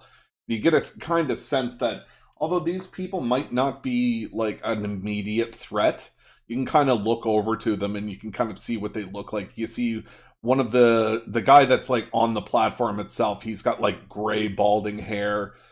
His hood up, you can see him carrying around like a big walking stick. You see another one, which is a smaller female who is, she's kind of like hooded up too, kind of like in survival gear. And you see the other dude who's like, this guy's like 9.5 feet tall, about 600 pounds of pure muscle with a giant longsword over his back. And you can kind of see like he's got like large tufts of whiskers coming out of his, they all seem to be human. Okay. Well, Fisker, fucking great. Ortolan's just gonna go into full eavesdrop mode. Very good. What about you guys? Yeah, he's basically just gonna look back at the other two and be like, "Well, let's see what they're up to." I'd rather not get Wester's killed. just gonna nod silently to Ortolan. That seems like a good idea. Very good. All right, so I'm going to get down on all fours and go super stealth turtle again. you're kind of like Bowser doing a fucking punch move, like just wham. Yeah. So as you take a look, you can kind of see them like speaking towards each other. Now that you guys are actually paying attention to the situation, you can overhear a conversation between the three of them. All you hear is, "Brassic, I don't know if this is probably a good idea," and this is the female talking. She's like, "I don't really agree with what we're doing. We need help." And then you hear who's referred to be as Brassic. "Listen, my young one, just because Mother believes you to be the strongest of us doesn't mean you can bolster here with your strength and determination. IQ is the best weapon we have against stupid people." And you can kind of see the gentleman that's like the big hulking guy just goes, "Yeah, listen to him." And then he just kind of like humbles around. He's kind of doing like a perimeter around the three of them, looking over the cliffs. The young girl looks over towards who is to be Brassic and says, "But how are we supposed to activate the teleporter? We've been here for 3 days now. We're starting to run out of supplies." And the big fella just kind of looks back and says, "Yeah, the boar meat is running low, and I'm not fast enough to catch the piggies." And you can kind of see Brassic put his hand, and he's like, "Listen, Amon, I have no time for this. I'm busy." And you can kind of see him kneel down and start to like brush the sand. On the black spaces you see on the broken teleporter pad that's listed in front of you, there's 4 empty spots that he's kind of clearing sand out of. And he just hums and haws as he's walking back and forth over it. Hey. I suppose they're doing.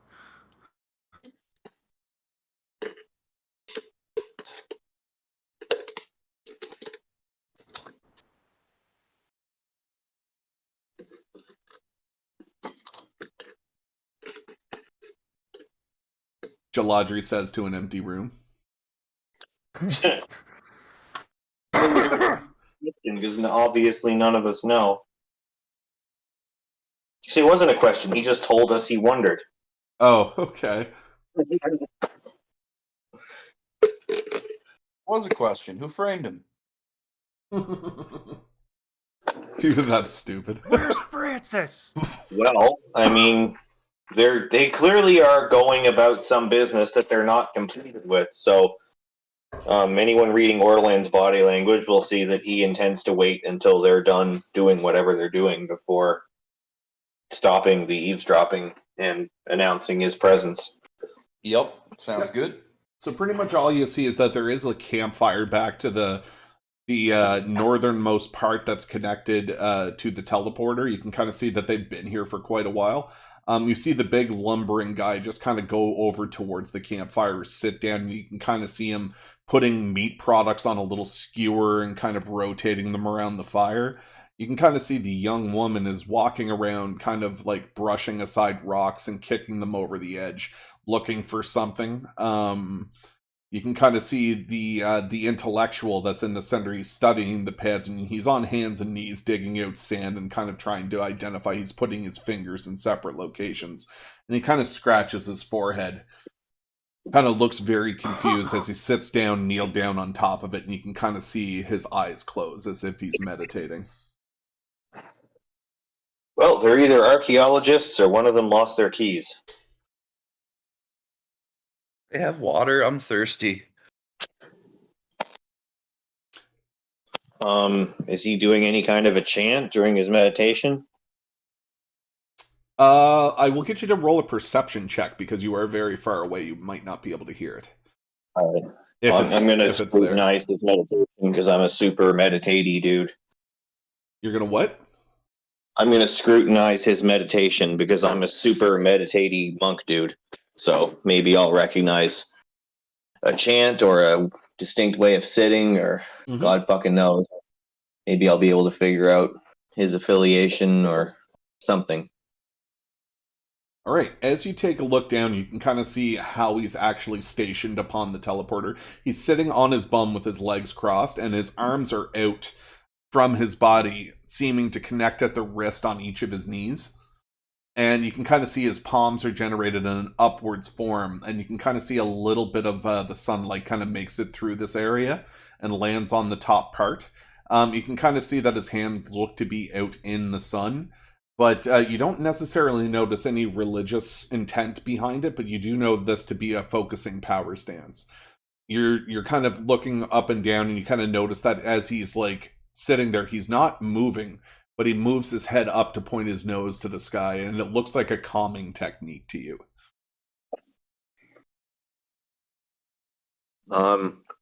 He's gathering his chi. He's focusing a spirit bomb. Yep.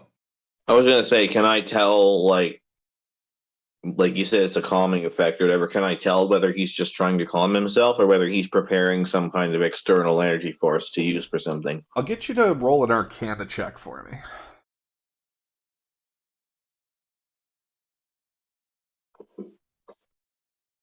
Well, all right. I'm stupid.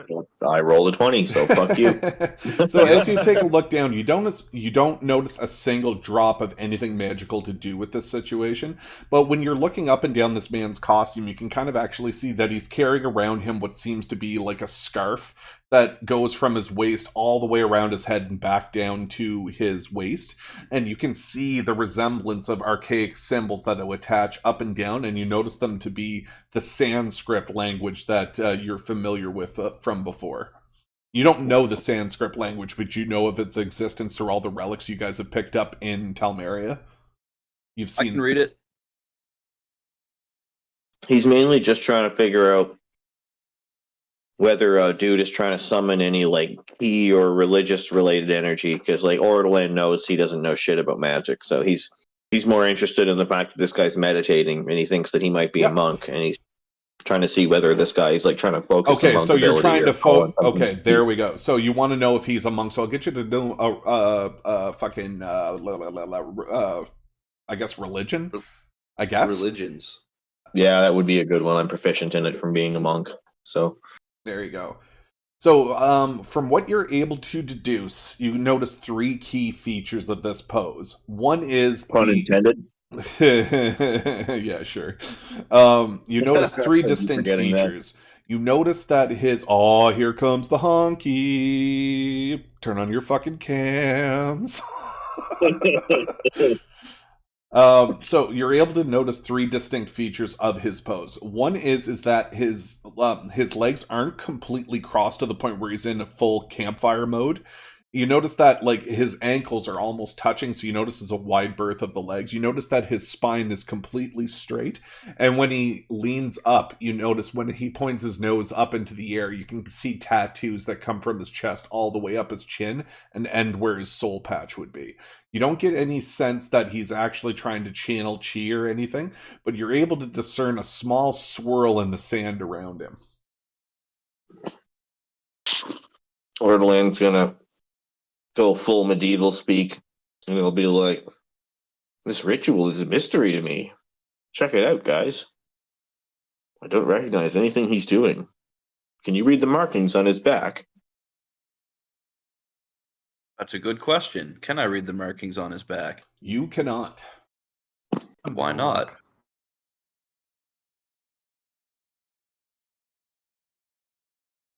Too far away? No, you don't know how to read Sanskrit. Yeah, I do. Watch this. Watch this. No, there's only one person in the group that can speak Sanskrit. Can I get a map push? I have a cheat code. Okay. Oh, fascinating. Okay. I've never ran it. Oh. Also gonna look though. Westra full fuck. Nice. Westra. All right. So Can I get a map push? here's the quest. Yes, you can. Whoa! Be right back. I know I just got here, but I'll be right back. No problem. Okay. There's the map push. And there is the map push for the broken teleporter. Bam. Everybody should have everything now. Yep. All right. So you understand. Okay, so here's how we're going to do this. So you understand the characters that you're looking at,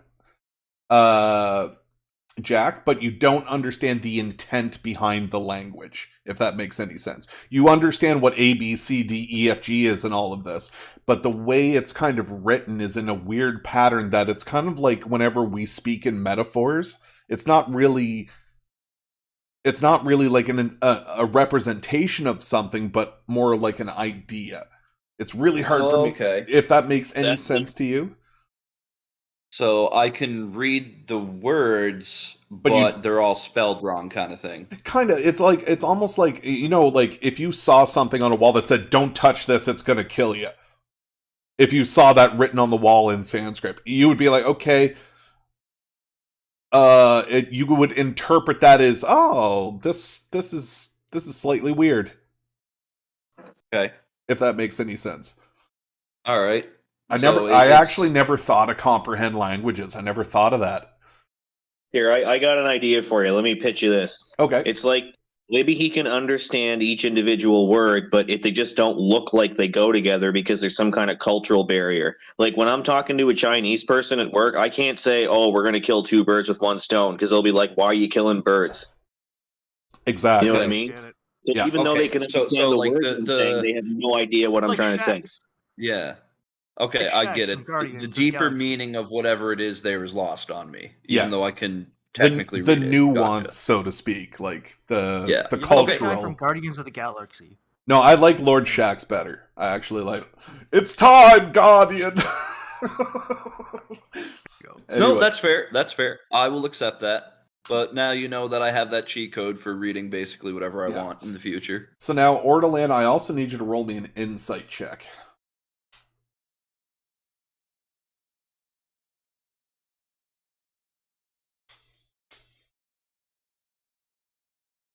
Ba-ba-ba-ba.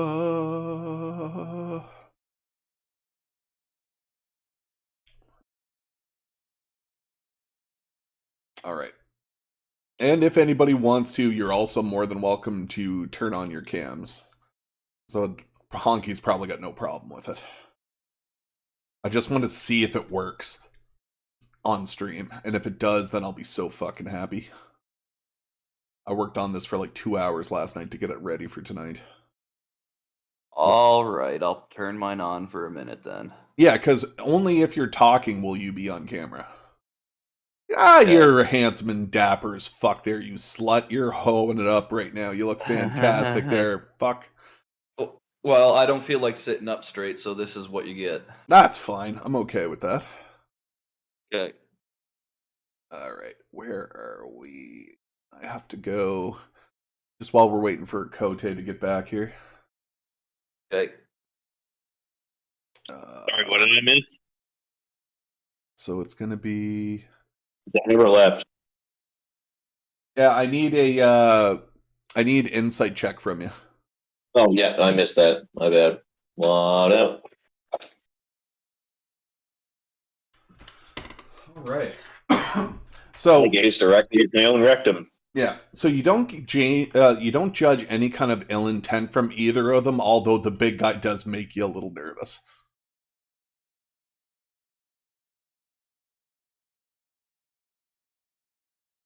Alrighty. Well, seems like they're just trying to go about their business. Sorry, I'm also trying to fix the cam, and then I'll be good to go. Okay, so it's I don't gotta know. go They this way. don't look very friendly.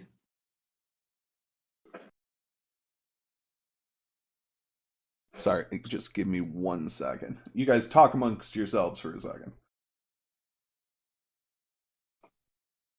I'm so verklempt.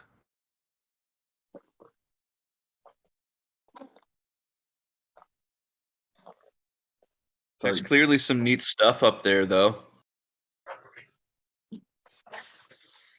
Should we chance revealing ourselves and possibly having to subdue them to see what all the cool stuff is? Well, I could use my super stealth powers to get up there without them seeing me. You know what? I'm okay with that. Yeah, so am I. Yeah. Go right ahead, Jaladri. Okay. We'll back you up if we need to. Absolutely. Bam. Alright, so now if anybody else joins cam, then it'll switch between whoever's talking, so feel free on jumping on if you want to. It's up there.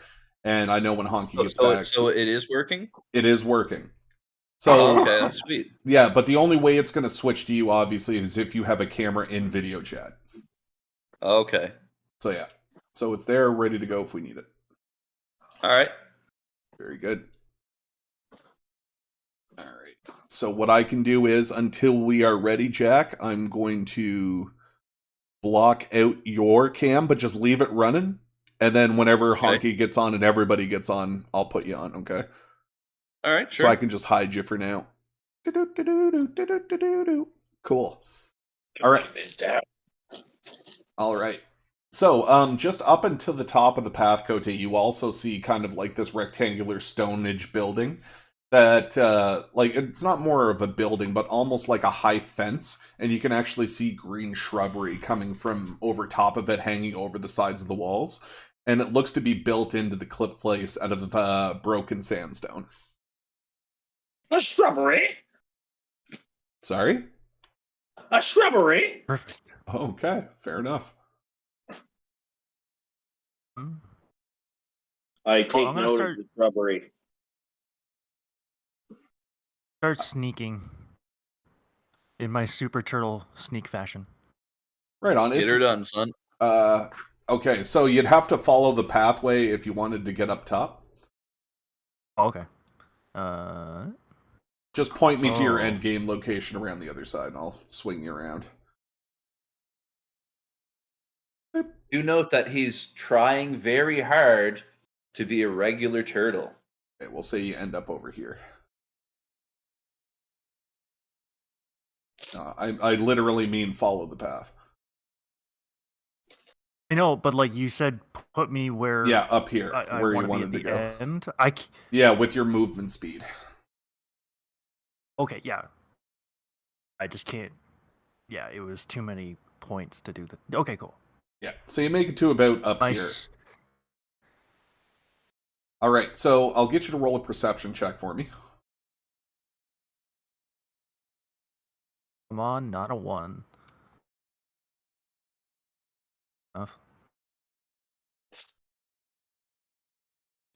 Okay, so bam. All right, so as you're coming up the hill, you notice the fences in front of you, and also you get a glimpse of the actual wall itself, and it's open with a gate that seems to be broken. Okay, I'm going to mute that real quick.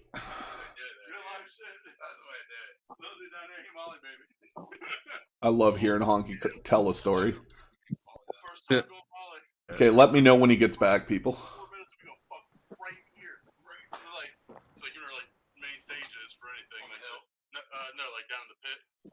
Am I not allowed to? Oh, he's a moderator. I'm not allowed to mute him. Oh, that's funny. All right. What you fucking wait for? I'm moving him into D&D viewers until he's ready to go. All right. So, All right. as you're taking a look, He comes in, he's like, "Ohio gozaimasu." I'll give you a minute with that one. okay. So as you kind of take a look, you can see something actually shining from within a bush up where that X is on the top left corner of the building. Ooh, shiny.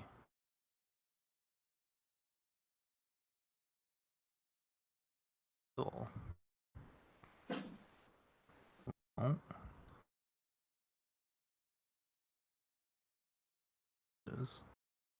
Gonna take a closer look. There you go. Do you guys want to join him? No fucking way. Nope. We'll let the regular turtle do his regular turtle things. What we'll do is, or let's say Ortoland's going to ready up that if he loses line of sight with Jaladri, he'll scurry up the cliff face or the stairs as needed so he can keep visual on him. So he can react to protect him if something happens. Very good. So, That Jaladri, sounds you good. just kind of lumber over and you walk up to this doorway. You kind of take a glancing look to the right, and everybody that's over at the platform seems to be looking away from you, and nobody seems to notice your presence. Damn, you're Because I'm doing slick. my soup. Right? My stealth turtleness is just the perfect.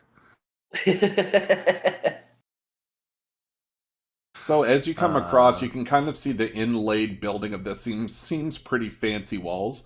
Even though they're made out of sandstone and it looks like a good hit with a hammer could break any single one of these fucking things.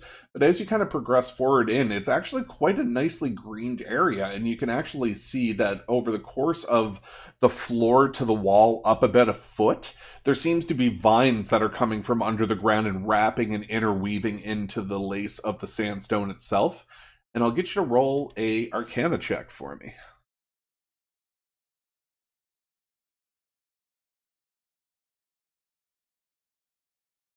All right, you do notice that there is a magical essence from within this area, although you can't pinpoint where. It's like it's definitely magical, but you don't know why. All right, Hassan, let's go on to the next one here. I gotta open the combat tracker again. I closed that shit on myself. Hassan Fefa, what would you like to do? He's not doing anything except keeping a visual on Jaladri. Okay, Westra, same thing. Well, and maybe a cursory glance back to see if the cute little desert fox is still running around. I'll get you to roll a perception check, actually, please. Oh, okay. Because you're higher ground now, so you might be able to see farther. All right, and if you guys want to zoom out on your map and have a look at the bottom right corner, this is what you see. Ah. There's still more to come. Just give me a second. Okay.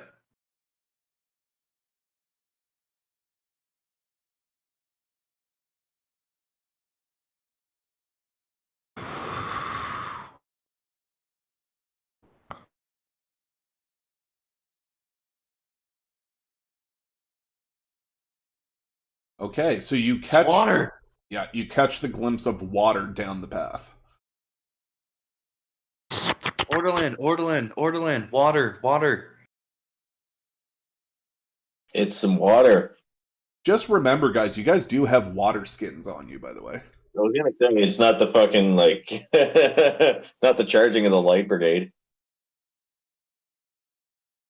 least I think Oh, y'all I have. looked through my inventory and I didn't see one there. Well, So I assumed I that's what didn't have everybody any. crafted at the end of the last one, didn't they? Right before you guys left.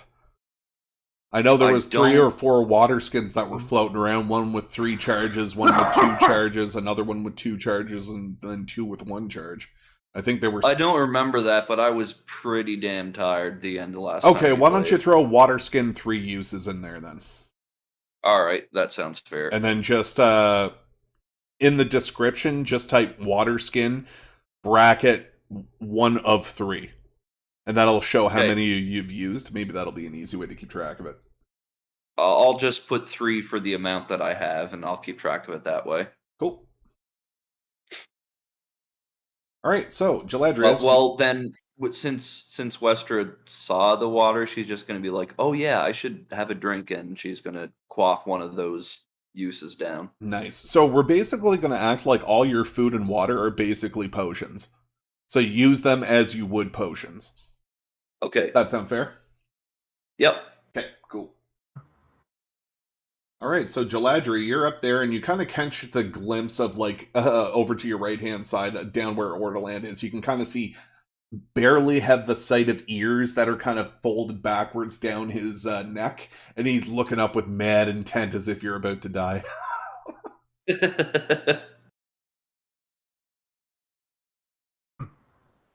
What that means.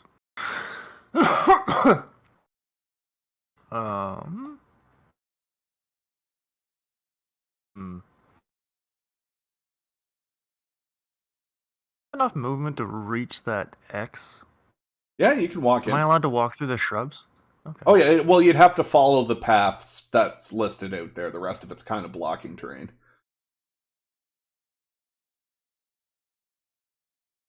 All right, so as soon as you get to there, you kind of catch a glimpse on what's on the other side. And over the course here, I'm going to lay this out with a asset, and it's going to be...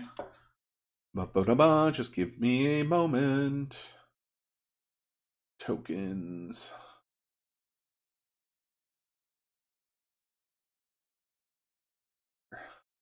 Medium. And all you notice is an empty camping area.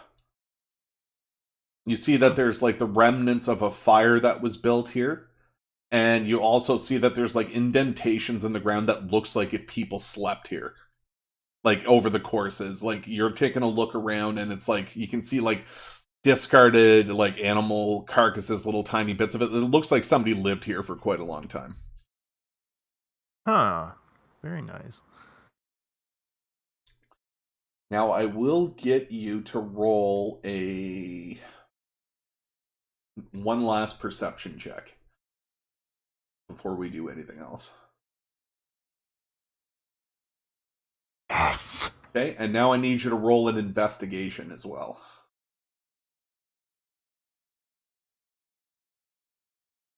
Okay, so from what you can see, you actually notice that on the left-hand side, the most northern part of the wall that you're standing next to, Brian, you notice that it's very reminiscent of something you've seen before. And as you kind of investigate around the edges, you realize that this entire section should have been attached to the school, but has fallen off. You notice that, like, through the course of the ground, you can see small rocks that are jutting up as if something beneath it pierced through. So it looks like this wasn't here before the school fell. It's definitely a part of the school. Shit. All right. And you kind of take a step over. You can see something once you walk around, you can actually see something jutting out. It's obscured by the plant life, but easily you could move it aside and see what's there. Yeah, I'm gonna do that. Okay, so it's going to be... No. All right, it's going to be opium. Okay. You found some drugs. A very small amount of it, enough for like a single use. So 1 unit of opium.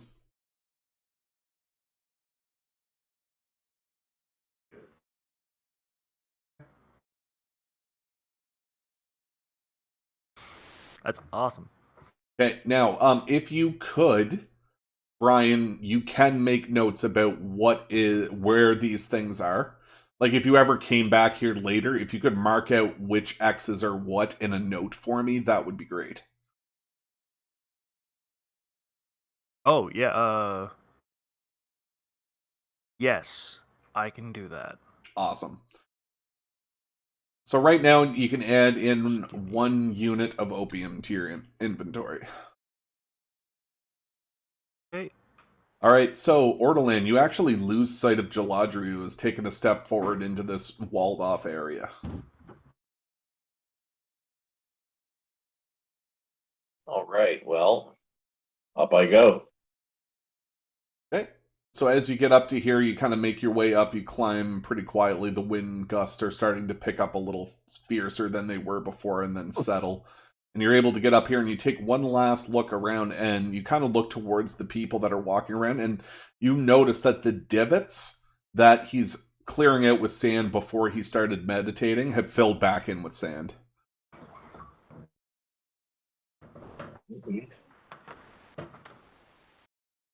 So Ortolan's just going to sentry right at that corner and guard the area between the building and the rock face, waiting for Jaladri to come out. Very good.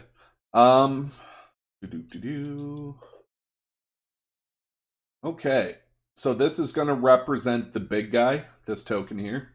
And he's starting to do a little bit of a rounds. He's scoping the area after he's had a bite to eat, and he's moving towards you guys. He's kind of having his gaze out on the other side of the rock face, like he's not looking towards you. He's just looking down the hill to make sure nothing's around. And you also hear the sounds of the boar pack on the opposite side of the cliff running north. All right. If he's going to catch sight of me before long, I'll take evasive action. Okay, Westra, you're up. Oh, I don't want to be left alone. I'm coming with you. Okay. As soon as you get yourself up to the top, you notice Ortholand's attention is drawn to the far right-hand side, and you can kind of see him start to venture down a cliff face, and you lose sight of him. Okay.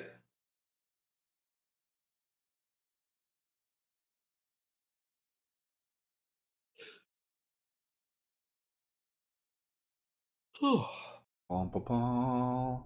All right, Brian. So now that you've gotten your little drug injection, you kind of take a look out and you kind of realize that this place would actually be a nice little place to take a quick rest.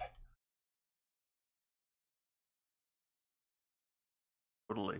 Like, it doesn't seem to be owned by anybody. There's no sleeping bags or utensils per se, but it does have a fire pit and a couple of places that look like an indentation in the ground where people have been sleeping before. Okay. How tall are the walls around me? I'd say about 8 or 9 feet.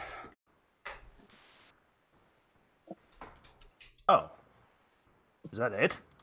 Yeah, it's kind of like the walls you'd see at a cemetery almost. Like around that are just like there for more decorative than actual like defending. Okay, okay. Well, it's some room that fell through a sinkhole. It's not going to be in the greatest shape. Hello, Hunky. Are you there? Nope, he is not there yet. Moving him back. Sorry, just checking. All right.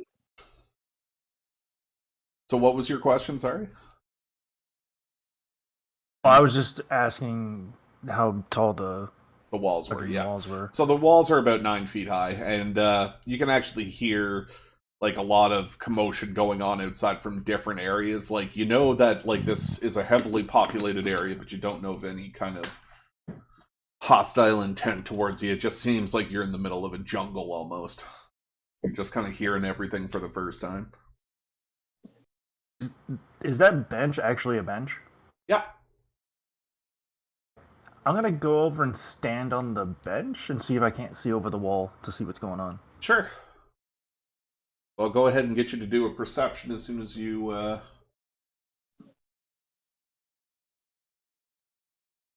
Get a chance. All right, as you look over it, you can actually see the big dude who's got to the bottom of the staircase, and he's looking over to where the boars are going. And you can kind of see, like, through the corner of where you're standing, you can only see so far before it becomes out of bounds of the map. But you see him looking at all the boars heading north. They stop right at the edge of the map, and they kind of start backing up real scarily, and then run off into the direction of south and then to the right. So something spooked them, although you can't see what's that way. Huh. Make a mental note that that's really bad because they ran past a giant scorpion and didn't do shit.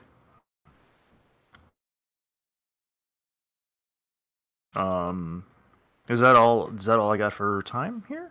You can, well, it depends on if the other two are going to do anything, but yeah, you're pretty much free roam at this point. Okay. He's there. What about over by the... He's still over by the Majigger? Who? Sorry, the big guy? Oh, are the three people still over by the broken... Well, two of them are. The big guy is is the big guy of the group. And also, when you look at him, you also see 3 large white rocks that he's kind of pressed up against. You lose sight of him a little bit, but you can see a part of his armor, so you know he's there. He's kind of has his hand up against one of them looking over the cliff. Oh.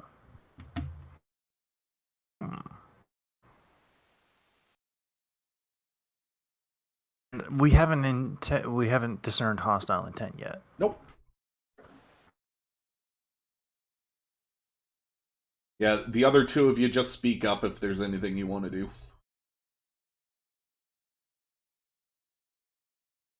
But yeah, you catch a glimpse on them, and yeah, you look this guy up, and he's in chainmail armor with a leather cap over his eyes, and you can kind of see where the cap comes over his eyes. There's 2 little hole slits that he's being able to see through. He's kind of his teeth are kind of like very worn and brown, and his skin is slightly darker than most that you've seen in Telmeria. Kind of looks like he's almost very sunburnt.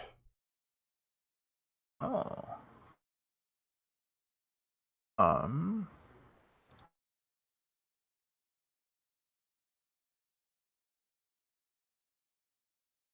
Can I make a knowledge nature check to see if I know of, like, the type of animals that live around here? I think you did at the beginning. Okay, so I basically know what kind of animals live in this area? You know the wildlife you're looking for, but you don't know what's invested, because in what you're normally able to detect when it comes to that kind of stuff, especially because this is a new area, you know what to expect in the sunlight, but you don't know what kind of creatures would be attracted to a colder area. But you do know the generics, like the scorpions, the boars, there's a lot of birds that usually live in these areas, as well as, because water is so hard to come by, you know that potentially predators could be nearby. Okay. Then...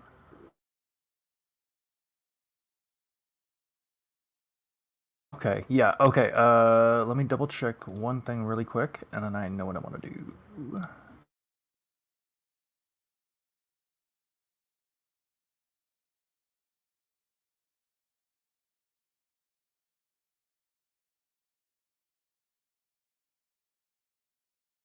Okay, I'm going to cast Druidcraft. Okay. I'm going to use it to produce an instantaneous, harmless sensory effect. I do it... Shit, how do I put it on... If it's something that has to show up in the map, just tell me and I'll make you a token that you can move around. Yeah, I think it's just a... It has to fit in a 5-foot cube, so it's just gonna go in the top right-hand cube of the broken teleporter one. It's gonna be the... And... So this is your token, put it wherever you want. A. Maybe I can only move it. Yeah, there you go. So you're going to cast it here. What's its range?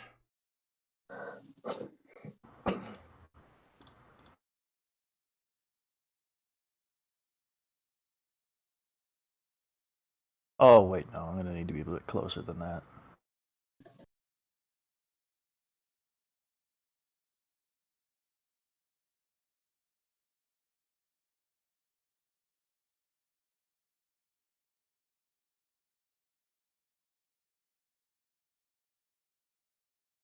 Hang on one sec. No problem. Ortolan, I need you to roll a will save for me.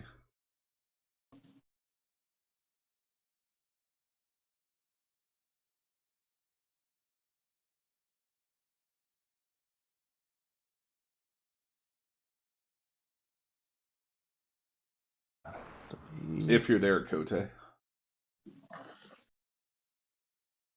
Sorry, will save. Got it. Coming up.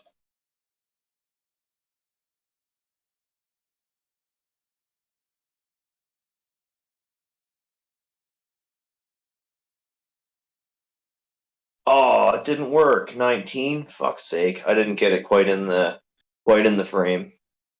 So, Ortolan, you get this abhorrent feeling that this would be a fucking dope-ass painting, and you're trying really hard not to just whip your kit out and start painting what you're seeing. Like, the overlays of the stonework in these walls looks like it would be a picture perfect, and you can't help yourself, and you start setting up to paint it. Can I take some character freedom here? Sure. Ortolan often makes graphite rubs of things, of reliefs. So, let's say he takes a piece of parchment out and, lays it over the wall and just does Yep. a relief rub of it. 100%. Go right to her. So if you want to All right, at least compelled beyond his will to make fantastic art. If only I were as cool as my character. So I can't remember how we decided to do this. Can you remind me of what the roll was? It was Dex plus proficiency. If I want to create a work of art that has value, it would just be where the fuck did I put it? I thought I added it to my list. Oh, it's a performance check, but based on dexterity, and I'm proficient in it. Yeah, so I'll go ahead and give you the roll. Now, since you're using charcoal colors, it's not a very high DC, so we're going to make it a 10 DC. Oh, well, there you go. Bam. So you're able to completely characterize this entire piece and put it flawlessly on the paper. So cool. When I make the painting, you can tell me whether I have to use dexterity or wisdom, because if I'm trying to hide a message in a piece of art, I have to use wisdom as the modifier. But if I'm trying to just paint quickly and accurately, then it's dex. Okay, very good. All right, so you're able to do this. So I want you to go ahead and put Sandstone Haven and mark that as a painting in your inventory. And in brackets, I want you to put 100 rupees next to it. So that's its worth. Okay. All right, Brian, what did you say you were up to? Druidcraft? I was casting... Yeah, so it allows me to make a small harmless sensory effect, like the sound of a small animal. So the small animal I'm going to choose is going to be the howler monkey, because the decibels have been recorded at 140 decibels. And I'm putting it right there, and I want to see what they all do. Because I know howler monkeys don't live in the desert. Okay, so we'll say some kind of a primate. Unless you've, I guess your character has seen them before, I guess. Okay, sure, why not? Alright, so it shows up there. Do you control it telepathically, or, it just shows up? Oh, no, it shows up and shrieks, and that's kind of it. Alright, awesome. Then it goes away.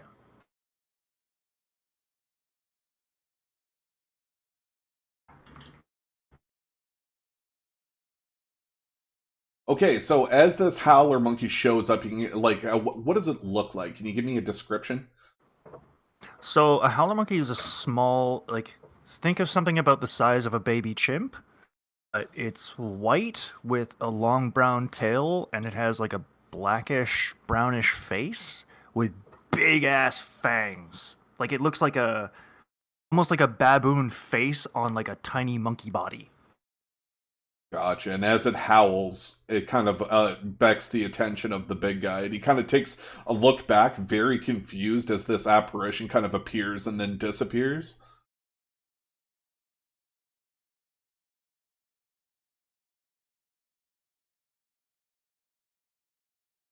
All right, so he takes a look back, and all you see is him look very confused, and all you hear from him is, "Hey, big thing disappear. I don't understand." And he kind of starts to walk towards it as he comes up through here, and he starts examining the spot. He's too big of a guy to get up this far, so he's kind of like clumsily trying to climb up and failing. You can tell that this guy is a pretty big dumbass.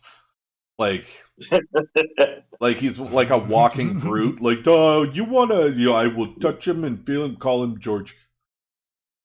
And he just kind of goes up and he's starting to pat the ground. Oh, that's confusing. And then he just kind of sits there. And now that he's kind of moved away from the rocky patches, you can kind of get a better view of him. So he's wearing chainmail armor, but he's also got several weapons upon his sleeve. One looks to be a mace that he's got attached to his back, right where his spine is. He's got a short sword going lengthwise the opposite direction, and you can kind of see crossbow bolts on his waist. Jesus. Where are we at? Are we on the school cave or the teleporter? Do we want to take a quick 5 so I can run the honky through what we missed so far? Yeah, I need to make a coffee anyways, yeah. Is that okay with everybody? Yeah. All right, cool. All right, I'm going to take a quick piss myself, and then we'll be back. I'll put us in camp when I start the explanation. I'll be right back. Boop. Boop. All right, honky, just let me piss, and then I'll run you through everything. Ugh. No, do it now. Ow.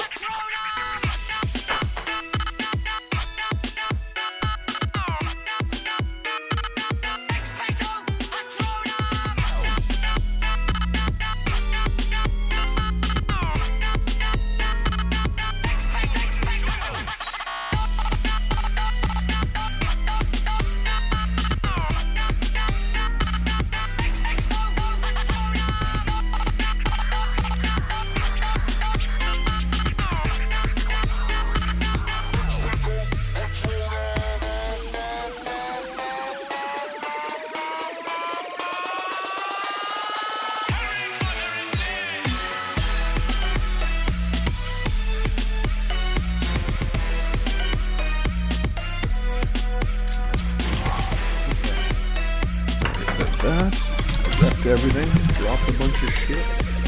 Okay, honky. I don't think so. He's just chilling. He's not feeling the greatest, so he's just kind of relaxing. But, alright, honky, so you see the map and everything, right? Well, the teleporter's like a little side window that you should keep open. So what ended up happening is, let me just make sure everybody's got it. I'll do it one last time. Just in case. But what ended up happening is, they approached the giant scorpion, and they just walked by it, and it didn't attack them. So they just kept on exploring the area. So down on the southeast of the map, Honky, you'll notice that they discovered where water is. So there is water here, and they've decided to take the staircase up and explore up north of the teleporter, and the people that are at the teleporter haven't noticed them yet. They're just kind of role-playing around it. Brian is up in that little chapel area that looks to be like a chunk of the school that broke off and landed here. And he noticed that there's like a place where a campfire and a couple of indentations on the ground that looks like people have been sleeping here. So it's like a rest area. they did happen to see when they walked up this little area. They kind of walked up the ramp and they noticed a little fox that showed up and ran by them really quickly. Got kind of spooked and ran off. And I'll show you the picture of what it looks like here.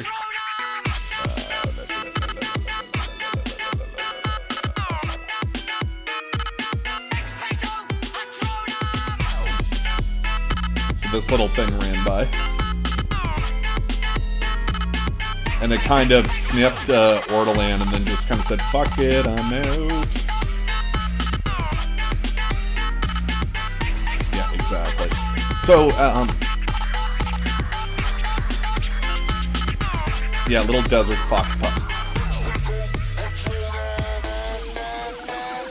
So yeah, he kind of made an appearance and then disappeared real quick. What's going on, Honky, is they're kind of eavesdropping on the portal to find out what's going on and why they're there. It looks like they know it's a teleporter pad. They don't know where it leads, but there's 3 dudes that are kind of inspecting it. There's kind of like a dude with a balding head that looks like a scientist. There's a chick that seems kind of unsure of herself that's kind of chilling, and there's a big lumbering guy that's super... What? Okay. And there's a big lumbering guy who's kind of like walking out on the contours of the place, kind of keeping an eye out. The boars headed around the corner and up to the north, and then got spooked and came back down and started running right. And that's pretty much all you've missed.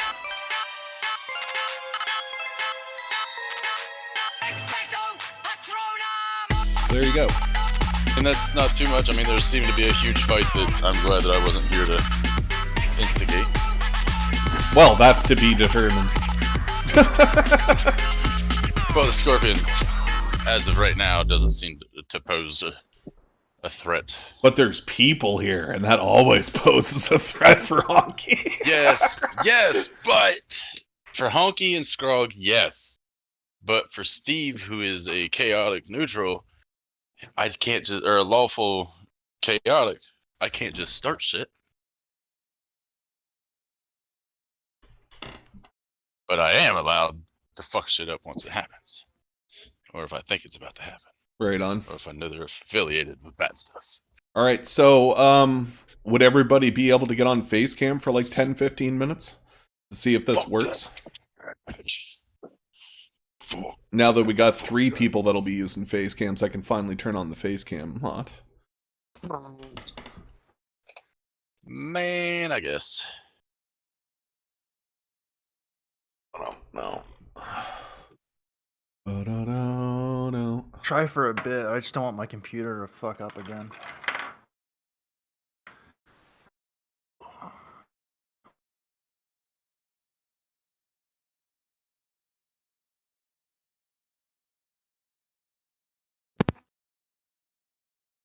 Sure.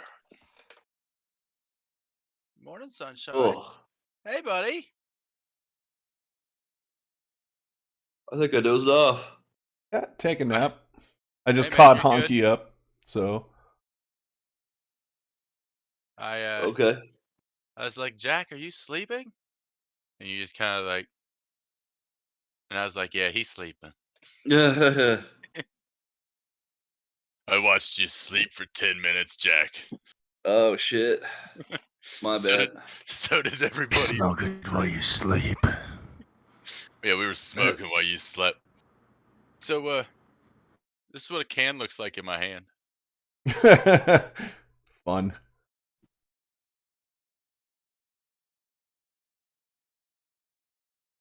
Alright. Oh, And I think we're good. Are we on stream right now? Yeah. Fuck is that? Okay. Anyways, so you're pretty much caught up now? We're all good? Yeah, you had to give me a minute. I had to step away from my computer. Gay? Gay? Sorry, I'm not Canadian, bitch. Hey, that's our word. Bitch or Canadian? Sorry. Sorry.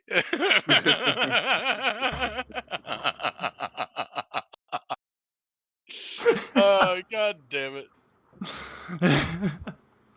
All right, so we'll see how that rolls. That looks good to me. That was good. That was good. Hey, that's our work.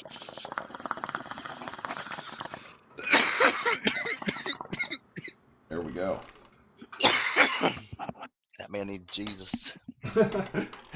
How'd you get into this church, Lady Montgomery? Who asked Lady Montgomery to get to you? Jesus.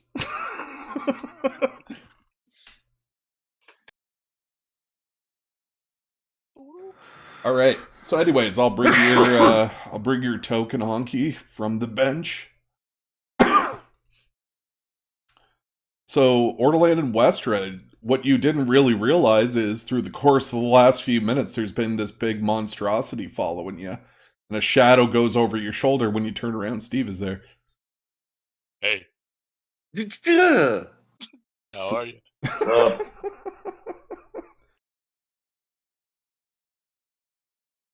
Why did that not work? He's even sneakier than the real turtle. It's because I'm a dwarf.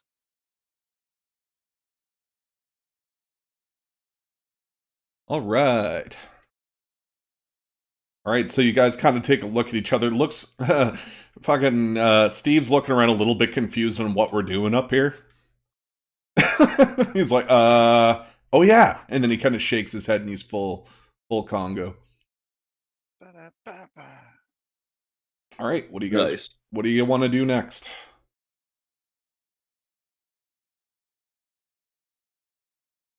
I ran into this ebony elf back there and he gave me this plant and we smoked it. And now I'm here.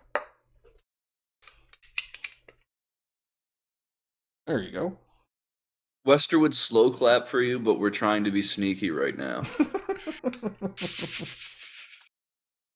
You can kind of see her give you like a slow, like very quiet clap. Just one of them head nods. It's like, all right. All right, we're done. All right, so somebody start this up so I can jump in. Right on. Well, you guys are just pretty much chilling on the contours. Not much has changed. At this point now, you can kind of see the big guys come back up and he starts to walk over this way. He's looking over the edge. Okay, so we're up there. We're not at the water, right? No, you guys are at the top left of the map up on the walkway. Yep, okay, I see us there. Okay. The pictures right there is where the teleporter's at. And that's a person.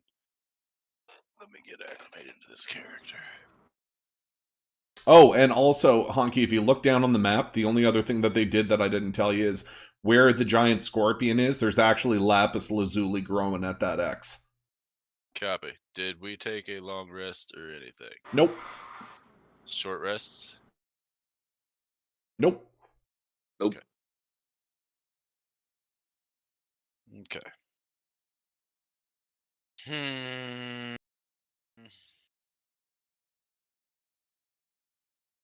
You know what? I'm actually surprised you guys aren't... Like, what did you guys do? Yeah, we took a long rest whenever you guys all left Ginger's abode. Right? So you I guys... thought we took a long rest there. Yeah. That's why I was trying to figure out how I've got 4 damage right now. Yeah, okay. I'll go ahead and give everybody a full rest.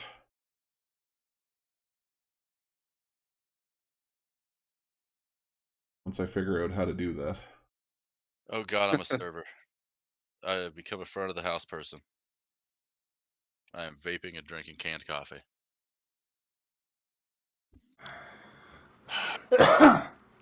Fuck, how did I do that again? Was whisper ring? Oh, I got to do it from the combat tracker. That's it. It's got to be it.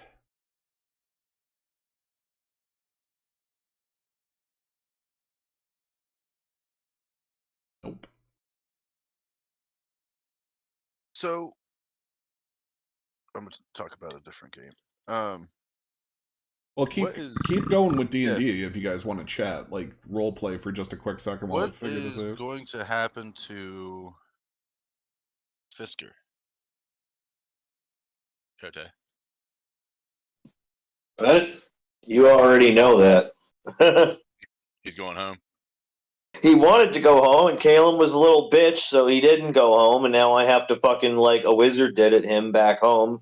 So I've been trying not to participate in basically anything for the last 4 sessions. So, like, just so you guys basically forget about him, but I mean, I'll write him out. Okay. I didn't know what was going to happen to him. He'll be fine. I think when Calum decided not to kill his whole family, that was probably what, if anything was going to happen to him, it would have been then. Right. But yeah, he's going away. He's not going to be like the DM's fucking cock waving all over the place all the time. No, none of that.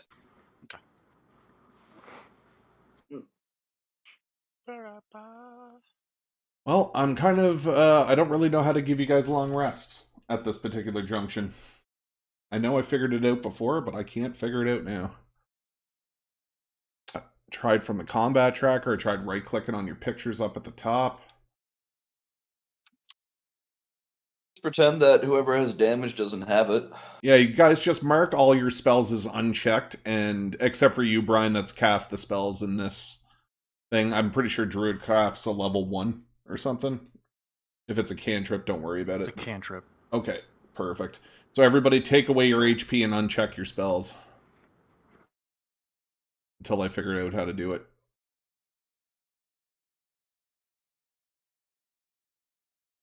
That's my fault.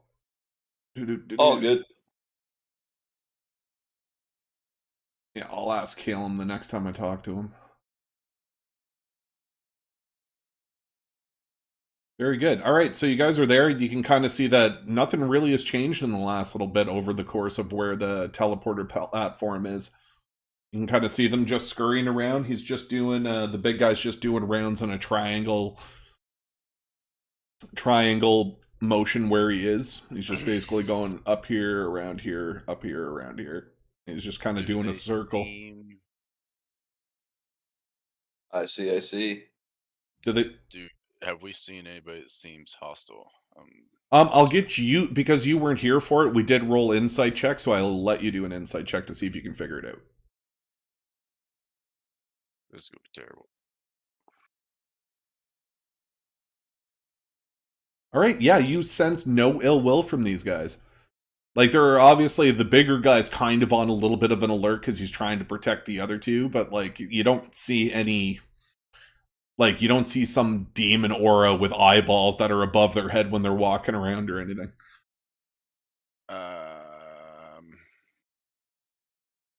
I'm just gonna, like, I'm gonna broaden myself from everybody.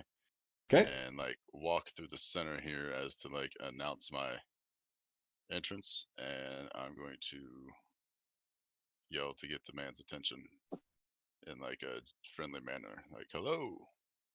Very good. So all you see is like one lumbering oaf to another lumbering oaf. They both get in each other's way. You see the big guy look towards you and he goes, "Ooh, hello."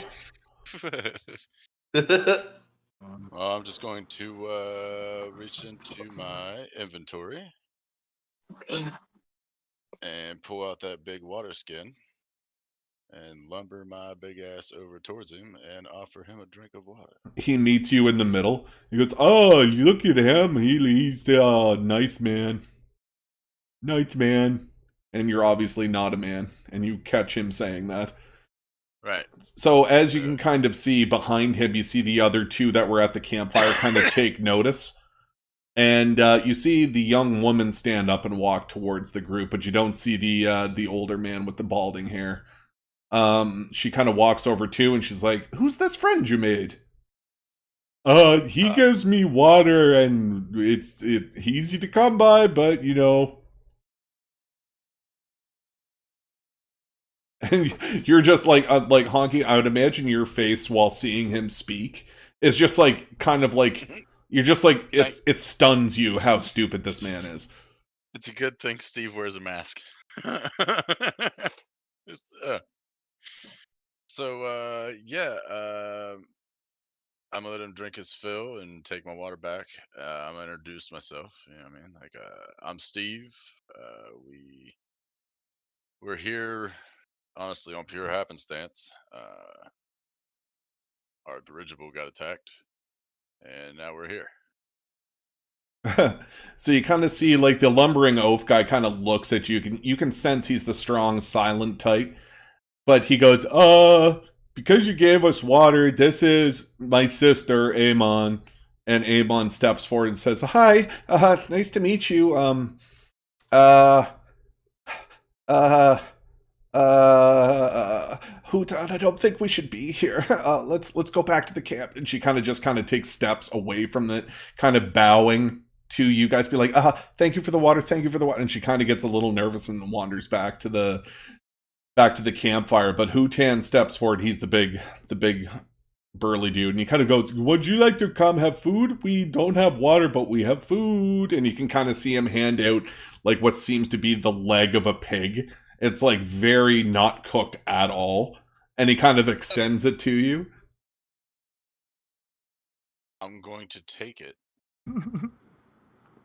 and pull off some of what I would figure is cooked towards the shank and like eat some of it and then hand it back.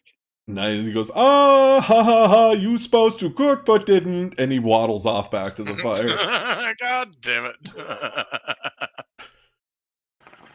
So anyways, so you just see him go, and now they're all sitting around the campfire. You can see that there's a couple of boxes and shit that you can sit on if you want to approach.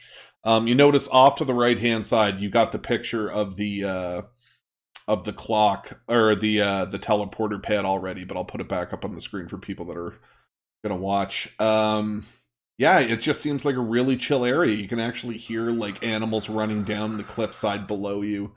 You hear birds chirping, and like it's almost as if the entire place has an ambiance all to itself, like a land at a time. Copy. Well, I'm gonna introduce myself to the old man and have a seat. Right on, he goes, "Greetings, friend. My name is Brassic. How are you today?"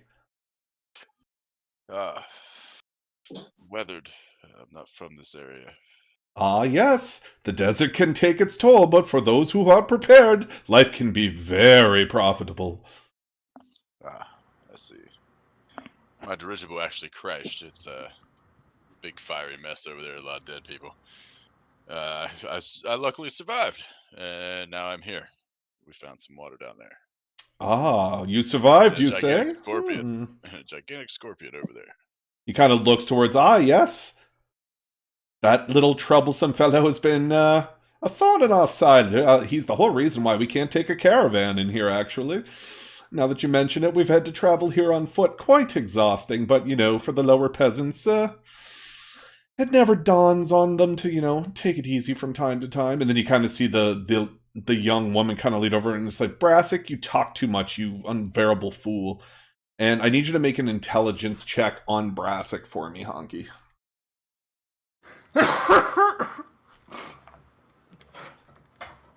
An intelligence check? Yes, please. So it'd be on the front page on the on the left-hand side. You just roll your stat into the... Okay, I have to scroll down to see what it was. All right, so you're able to tell that these people are they really, like, they're not nobles by any means, but you can tell they're from upper class society.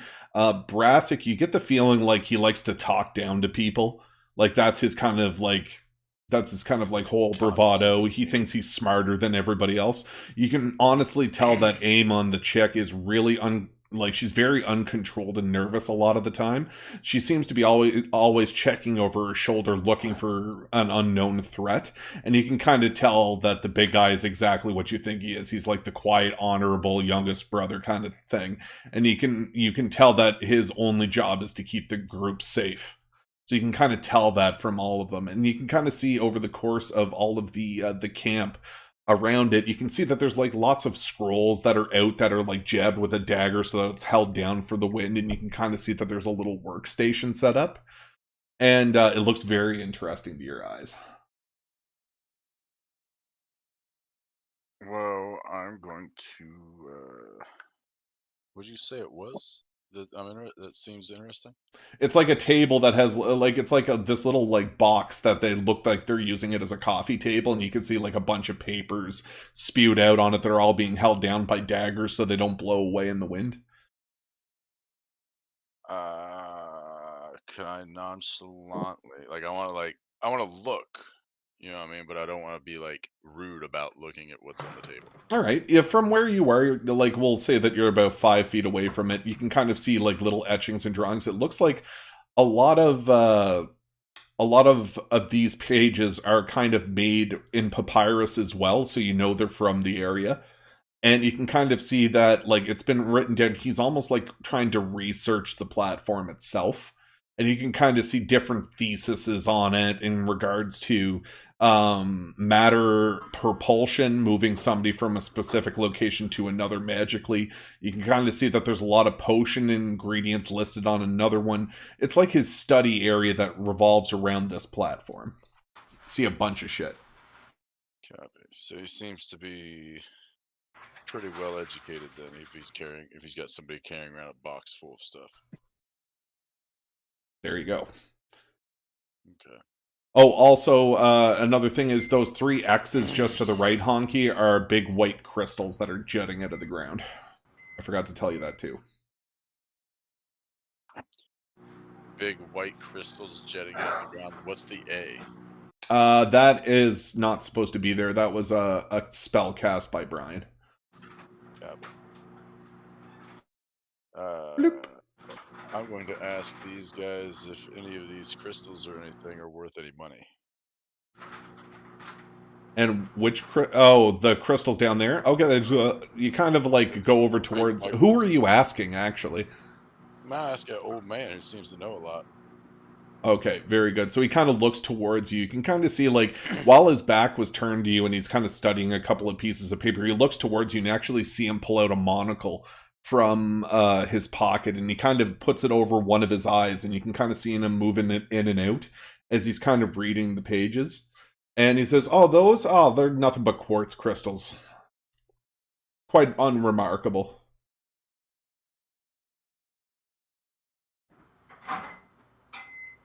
Has anybody been over to look at those yet? And you kind of see the big lumber guy says, "Good, it's good for good cover."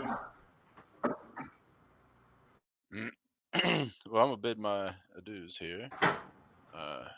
Thank them for their hospitality. Tell them that I have a group of friends that are here with me as well. And I'm gonna walk up to those crystals and I'm gonna check them out. You can see the big lumbering guy goes, "Bye." It's funny, he thinks he has friends, there's no one there.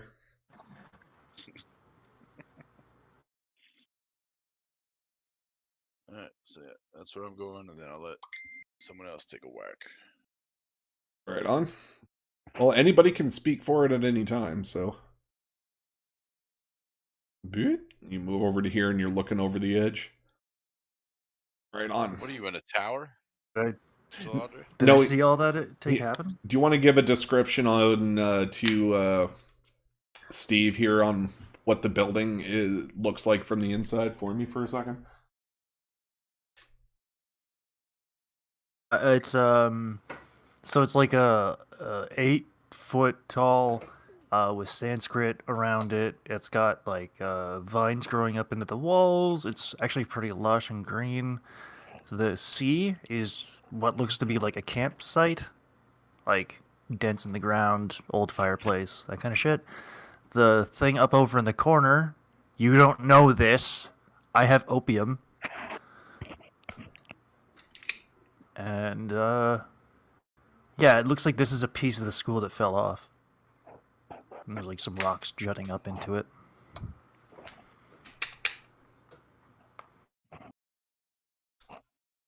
Right on. All right, Westera or Ortolan? What are you guys up to? Well, Steve took the direct approach and it worked, so at this point I think I'm just gonna kind of look at Ortolan and shrug like, well, so much for being sneaky.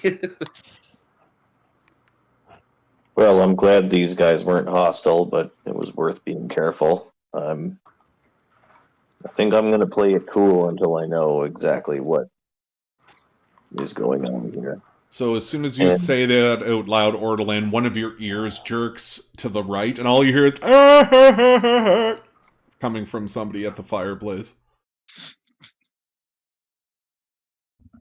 like, is it a laughing sound? Yeah, just like stupid laughter.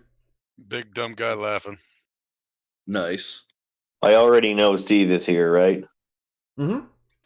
Yeah, You watched the Um, whole experience, like you know what's going on. I take note of it. Mortaland still doesn't talk to any of them directly. His attention is more drawn to the fenced-in area, but he doesn't make a huge deal out of it. He's sauntering unassumingly in the immediate area, whistling a little bit, staring at the walls of the enclosure. Nice, and I put him where the campfire was, next to the stairs. All right. Yeah, Orland's slowly going in that direction, and we'll arrive at that runic structure on the ground at some point. Right on. All right, so you guys are all approaching? Is that what's happening? Walking out, I'm gonna like when Orland approaches, I'm just gonna be like, looking place in here. You want to go talk to them first, or? Okay. I don't think I'm going to be doing a lot of talking just yet. Kind of intrigued by this area. Gonna take a look around for a bit. Ortolan looks Yeah, at what you and was says, inside? What was inside there? Ortolan looks at you and says, "My name's Jed." So it looks like a piece that fell off the school. I found some opium in there, so that's great. Okay.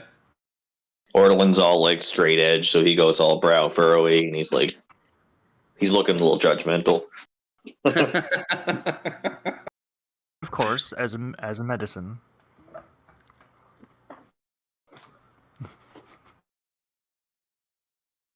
But yeah, you guys want to go see what's up with them? Hello.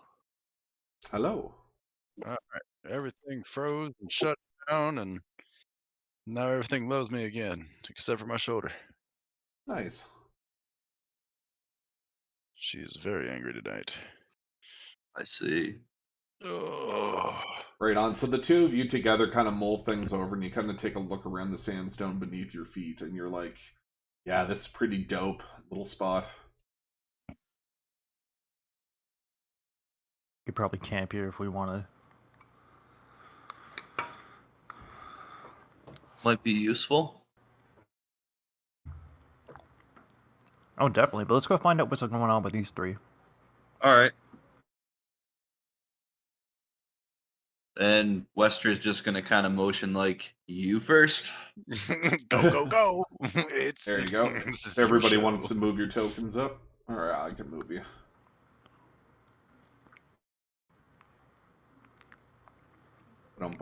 So as you guys approach, you kind of have the back of the big brutish guy who's just like laughing and giggling and kind of like crossed legs next to the fire, leaning back and forth really quickly. You see the young woman who is just very concerned with what is going on, and I can't believe that the big lumbering oaf is so cool about this. And you kind of see the other gentleman, the intellectual, who's kind of has his back towards you, and you can see him scribbling on a piece of paper.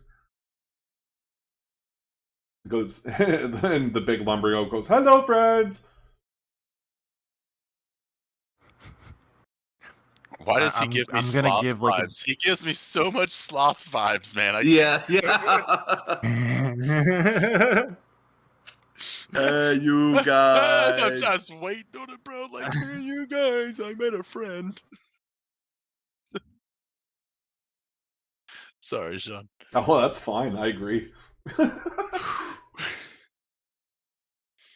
Walking in triangles. Like, when you patrol, you either go in squares or circles. Why is this dude walking in triangles? Oh, yeah. It's like the triangle wheels are coming off. God damn it, Greg. Yeah, blame him. All the wheels are squares and they're fucking coming off the wagon. Yep. Goofy fucker.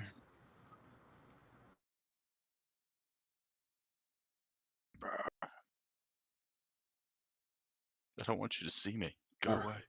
All right, so they just kind of like invited you in, and now they like prepared spots for all of you to sit around the campfire. They kind of issue in. You can kind of see that they've been cooking for a while. You can see that like all there is here is just boar meat. It's like there's nothing else. Like there's no veggies, there's no wine, there's no nothing. But you're just surprised at the abundance of meat that's at this campsite, and you can also see that he himself is covered from waist down with like just random blood from the kills that he's made. Bacon. Making bacon.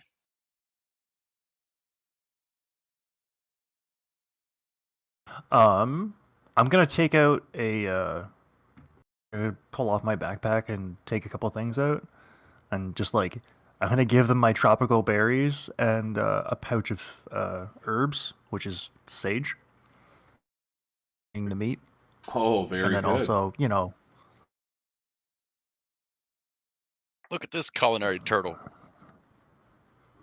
hey, We got a pineapple reduction with our sage pork.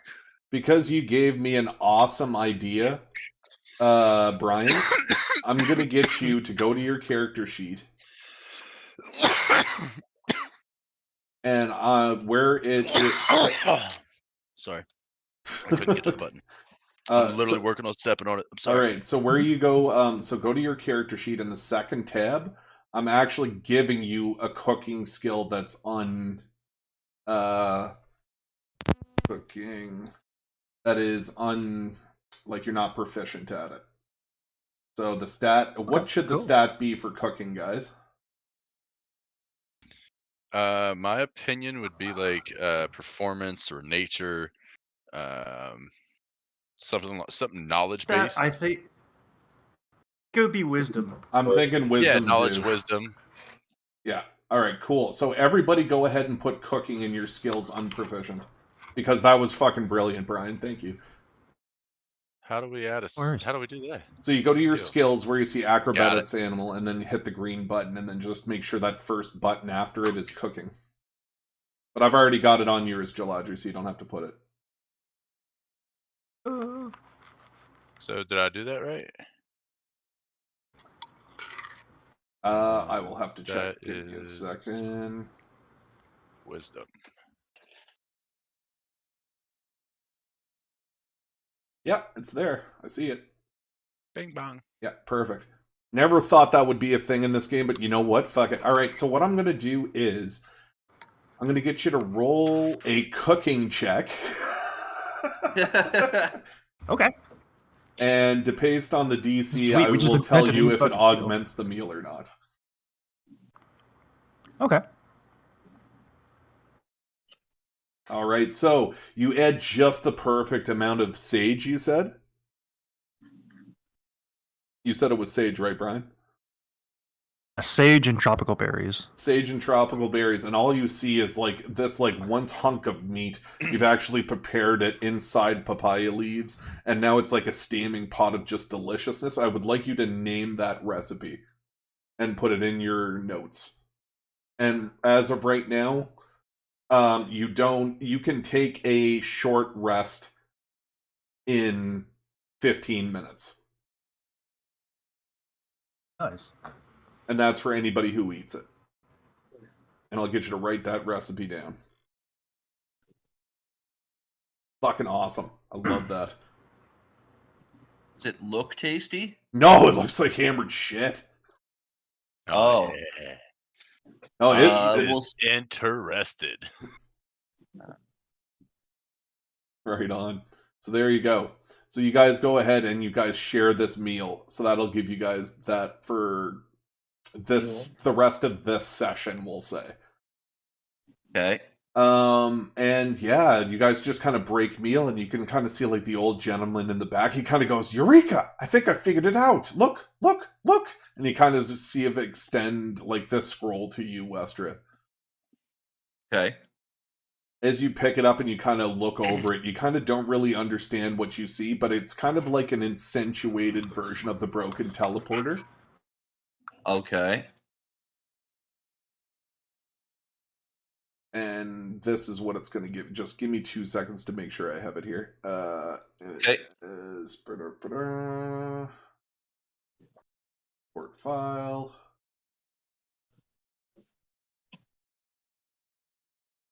I not save. Oh, you motherfucker! I didn't save it actually. PNG. Motherfucker. Anyways, it kind of shows you the calendar or the teleporter pad face up, and you can kind of see where the indentations are. It tells you what piece is missing from it, and you can kind of see the first one. He extends it out, and he kind of shows you. And it's like this is the spot for the fox. The fox, I tell you, and he kind of points to like a section of it that's missing on the bottom right. He says, "I don't know what it means, but each of these missing components are an animal. I just don't know how it works together." Oh, frustrating. And you can kind of see the big guy go, "You're smart, you'll figure it out. I always trust." So there's 4 of these spots where there's animals, basically. Yeah, so if you guys take a look at the teleporter pad and zoom in, you'll see 4 missing sections. All right. I need to bring that back up now. I can send it to you if you want. Here, I'll do it, just in case everybody doesn't have it. Okay. Yeah, please push it to me as well.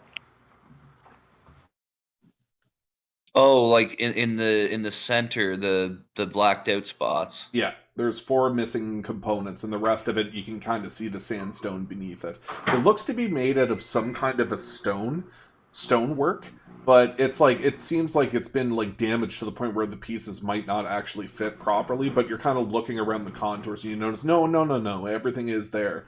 It's just missing a solid chunk. Okay.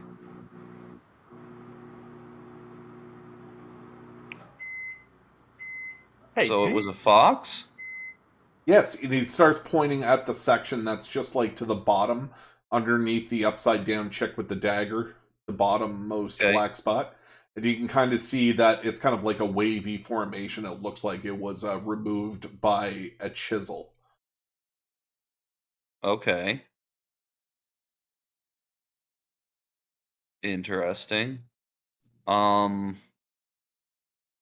I saw a cute fox earlier. Maybe it's like a sign or something. It goes, "You did you? I happened to spot them too, but I wonder what it is in reference to." No, that couldn't be it. It couldn't be possibly that. No. No, it couldn't be matter Well, then either. no, It it does doesn't. not make sense. Nature's knowledge is not I to can't be understand it. trifled No, with. it can't be that either. So you can see like the guy kind of going through different stages of trying to analyze what he's seen, but he just can't understand what he's looking at. And he just kind of gets frustrated and sits back, and you can kind of see him sitting on a box next to the table filled with all the different pieces of paper. He kind of folds his one leg over his knee and just kind of, this is just unacceptable. Okay. I'm gonna walk over to him with my pipe smoking kit. I'm gonna be like, "Here, take a break." And he goes, fancy apparatus using. He's never seen a pipe designed like yours before. Usually his are made out of ceramics. So he kind of like looks at it and he goes, "Oh, that's fascinating. Where did you get this little morsel?" Yeah, it was made in my village many years ago. Oh, fascinating. It's not too often we see yeah.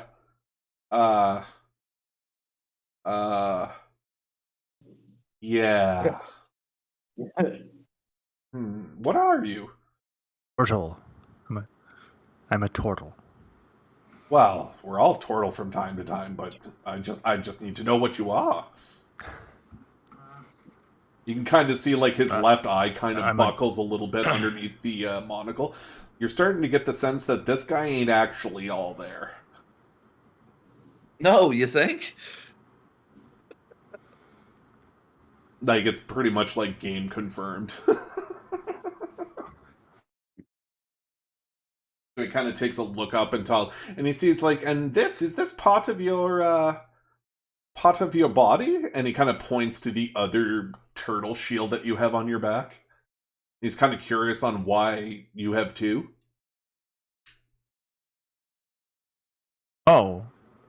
Well, the one I carry on my arm is not attached. It's from someone. The one on my back is, yeah, it's part of me. Not attached, you say? I'm gonna pull my head directly inside my shell.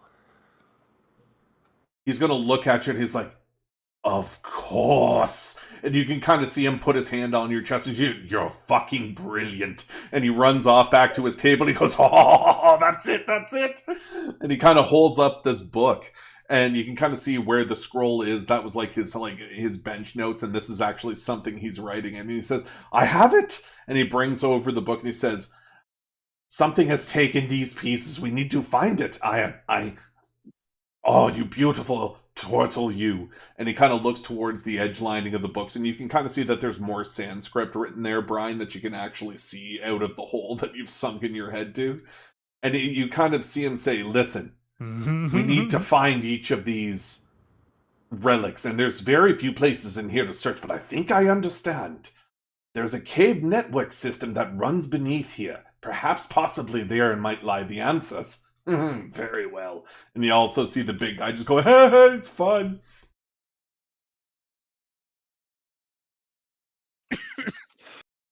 I'll look back at Westra and Orlan and just be like, how much do you want to bet that cave system is underneath a giant scorpion?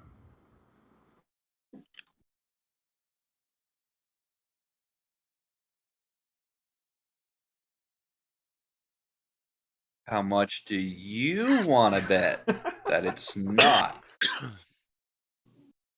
That's funny. Can I hear this conversation?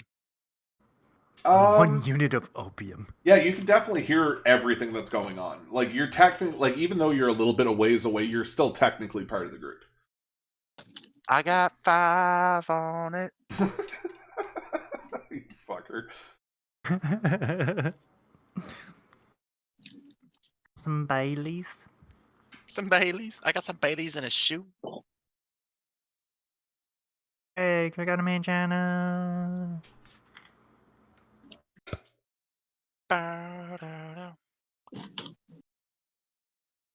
But seriously, so what do you guys want to do? I say we each start to look for a piece.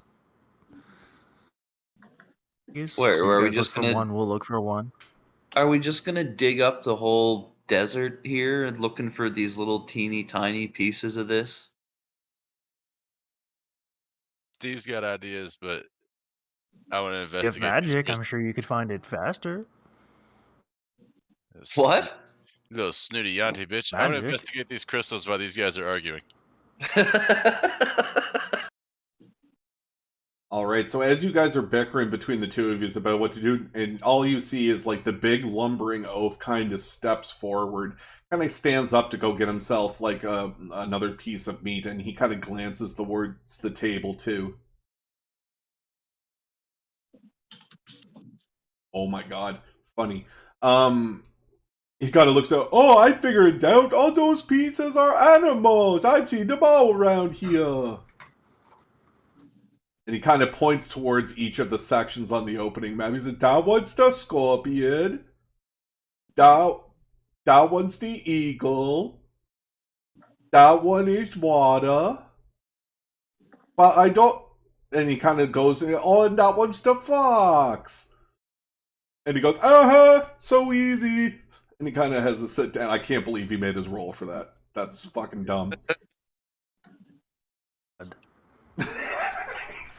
Those are all things. Those are all things that we've seen in the last like 10 minutes. Yeah, I even talked to one of them. Can you What did talk you to it again? I can talk to any animal. At any Okay. time? Ooh, can you talk to foxes too? I can even talk to the scorpion. Well, why didn't we?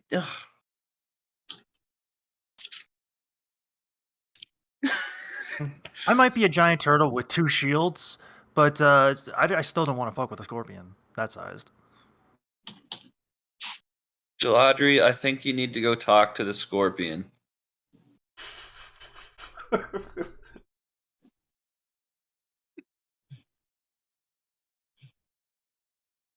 Coming with me though.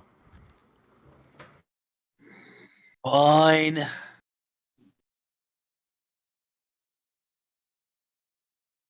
All right. All right, so a new quest has just popped up.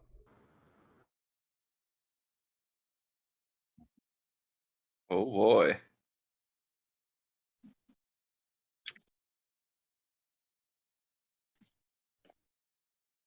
And it's number Ooh, 4. fixed portal.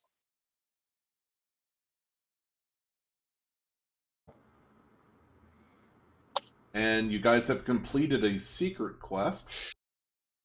Ooh. A hidden trophy time, baby. No, actually, I'm full of shit. Shit. No, I retract that. Everybody gets 10 rupees as an apology. Woo! Yeah, sorry. None of that happens, actually. But the rest of the quests are on there. So feel free to reading through those at your leisure. It's pronounced leisure. Leisure. I can call it whatever I want. I don't call it chaotic. Duh, it's It's a chasm.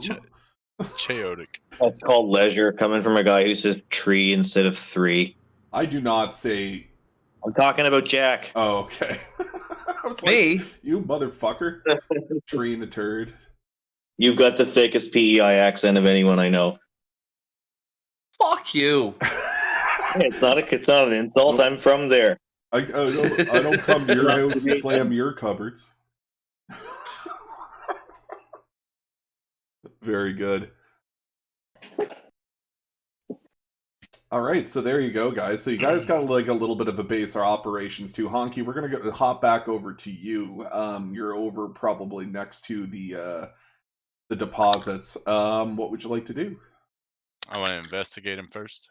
Okay, I'll get you to. What are you looking for? Give me an active description. Like what? I'll be back in just a minute there. So quartz is, I mean, it's probably useful for a lot of things. I mean, like quartz could probably use. To, Well, you know, like, it's pretty much jagged up out of the ground that looks like it's almost growing there for some reason.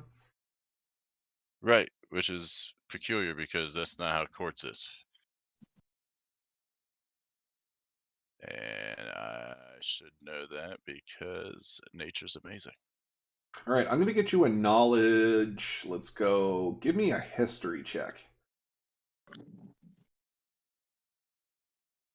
Like intelligent history check. Gotcha. Okay, so because of your background, you know that the dwarves have run into quartz quite a bit. You know that it's not necessarily a design element in any weapons or defense, but it is more so of a component used for alchemical needs. You know that a lot of the dwarf clerics used this kind of powder for like interpretive spell casting.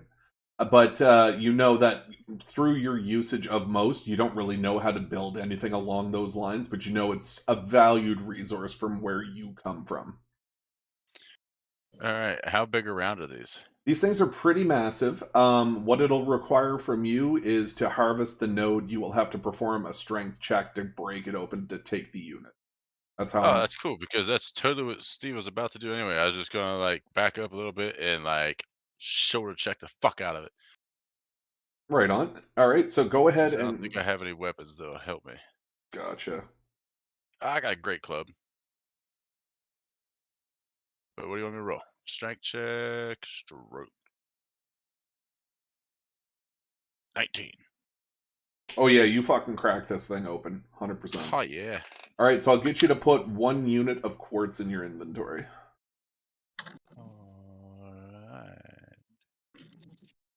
Well, I'm gonna go to the next one, smash it open too. I'm gonna keep smashing until I've got enough that I feel like I'm gonna make some money when I go back to that town.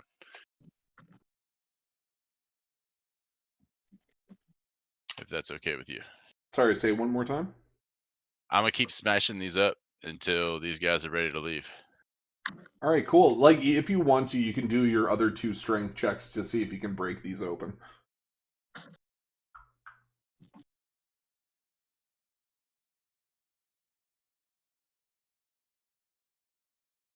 $17 and a 6. All right, so you're able to break open the second one as well, so you can go ahead and head another one. But when you break the last one open, you can notice that there's no retrievable minerals, because the way the quartz is in this area is that the protective casing that's around the quartz isn't quartz at all. It's just like a brittle material that sometimes can be kind of like almost like rust. So whenever you break it open, you just notice that when you broke it open, it kind of damaged the quartz and made it unobtainable. So yeah, 2 units of quartz for you. 2 units of quartz. All right, and then I'm gonna jog my way back down here to the group. All right, everybody's here. I'm gonna offer one of these to Westra because she's a bitch and I'm gonna get her to try to like me. So like, hey Westra, look, check this out. Give her a piece of quartz. Oh, he's not there. Damn it. Hang on a minute. So we gotta retcon that and do it again when he gets here. Fair He didn't, enough. he didn't hear me call his character a bitch. She's a bitch. I'm gonna try to give her a rock. Bitches like rocks. I'm gonna get that bitch a stick. I'm gonna get that bitch a stick. Right on. Anything you're keeping an eye out for there, Ortolan? Anything going on there? Nope, just being the quiet monk in the background that's watching everything. Do you see any cool looking rocks besides the? Oh, dude, I'm gonna give you I've one of already these seen rocks. all the cool looking rocks. Oh, well, fuck you and these rocks. Oh, I'm gonna throw a rock at Ortolan. Ortolan, do you choose to dodge? Not only does he dodge, he dodges so quickly you don't see him move, and you wonder how the rock went through him. Oh, Ninja Monk Man.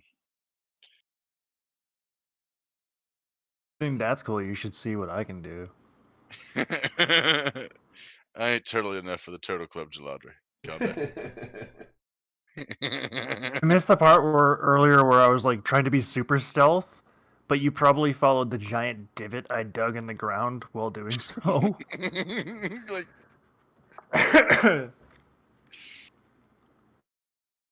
Well, I say since we know of at least 3 of these animals, we should go. Well, I could talk to them, see if that helps. Fuck yeah. Maybe get them to. So we know of 3. We know of the fox that went south. We know of the giant scorpion. We know of the eagles.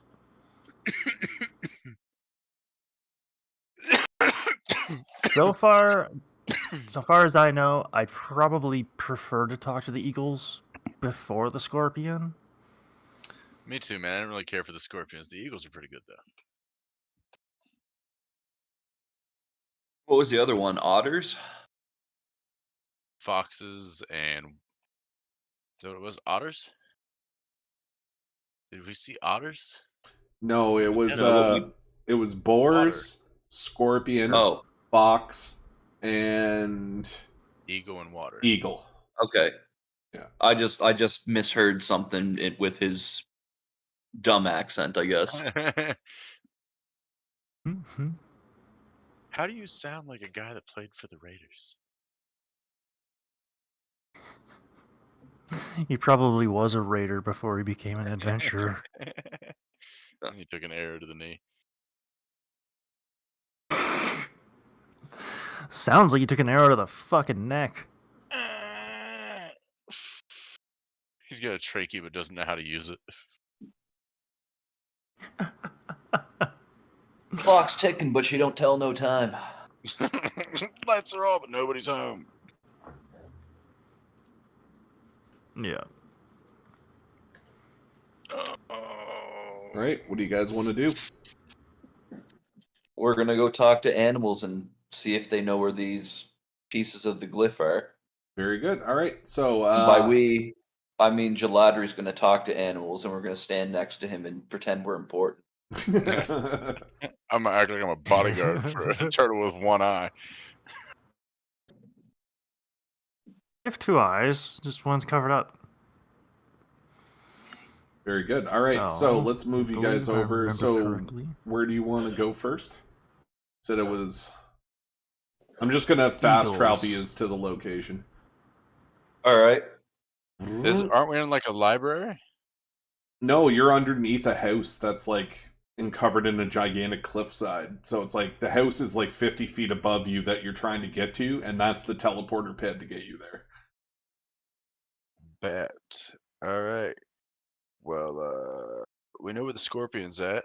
These guys said he's kind of an asshole.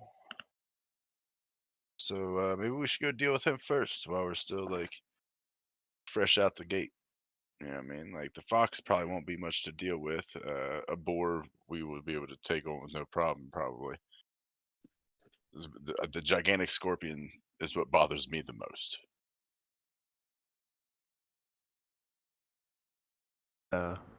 As I'm I speaking. mean, I don't think the other things are going to attack us, though. Exactly. The only thing I'm worried about attacking us is the scorpion.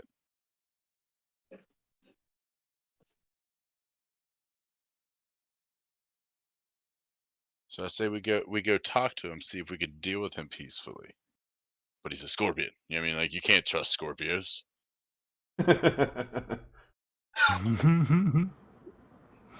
My wife's a Scorpio.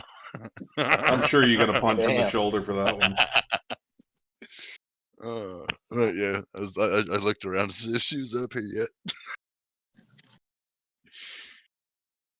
All right, so you guys are kind of standing near the rock face, and you take a look over, and you can still see the sand inhaling and exhaling through the hole that goes underneath the top platform that it's at.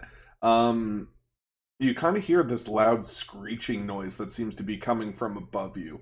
It's very alarming. It really sounds like something just got fucking whacked. Are we all Okay. accounted for? Yep, everybody's there. Okay. I'm gonna hand this piece of good quartz I got to Westra.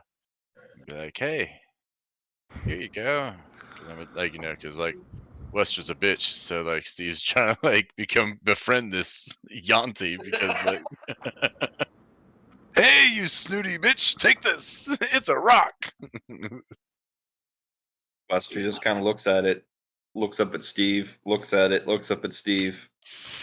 Thanks. You're welcome. They're whatever Sean said they're used for. They're worth money. Do you like money, you snooty uptown bitch? I'm just gonna walk away.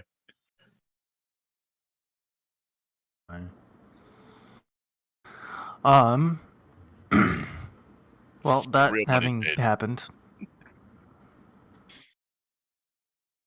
As the wheels go back on That the having train. happened, I'm going to- I'm just gonna look at everyone and be like, all right, guys. Movements. And Okay. I'm going to cast my spell. I'm going to cast my spell, and I'm going to start... where is it? There it is. I guess I just cast it, because it doesn't have a button. So what are you trying to cast, sorry? Speak with animals. Okay, It allows me to speak with animals for 10 straight minutes. 10 straight minutes. Okay, very good. So I'm casting that. And then I'm going to... Is it a spell or a cantrip? Oh. Okay, so we'll just say it Then activates. I'm going to... Okay. And I'm going to walk within if I remember correctly, right about here, there. And I'm going to like speak in Scorpion and ask ask ask if he knows what the deal is with the giant barrier or teleporter thing. All right, so talk to me as if you were Jaladri speaking to me as the Scorpion. What would you say?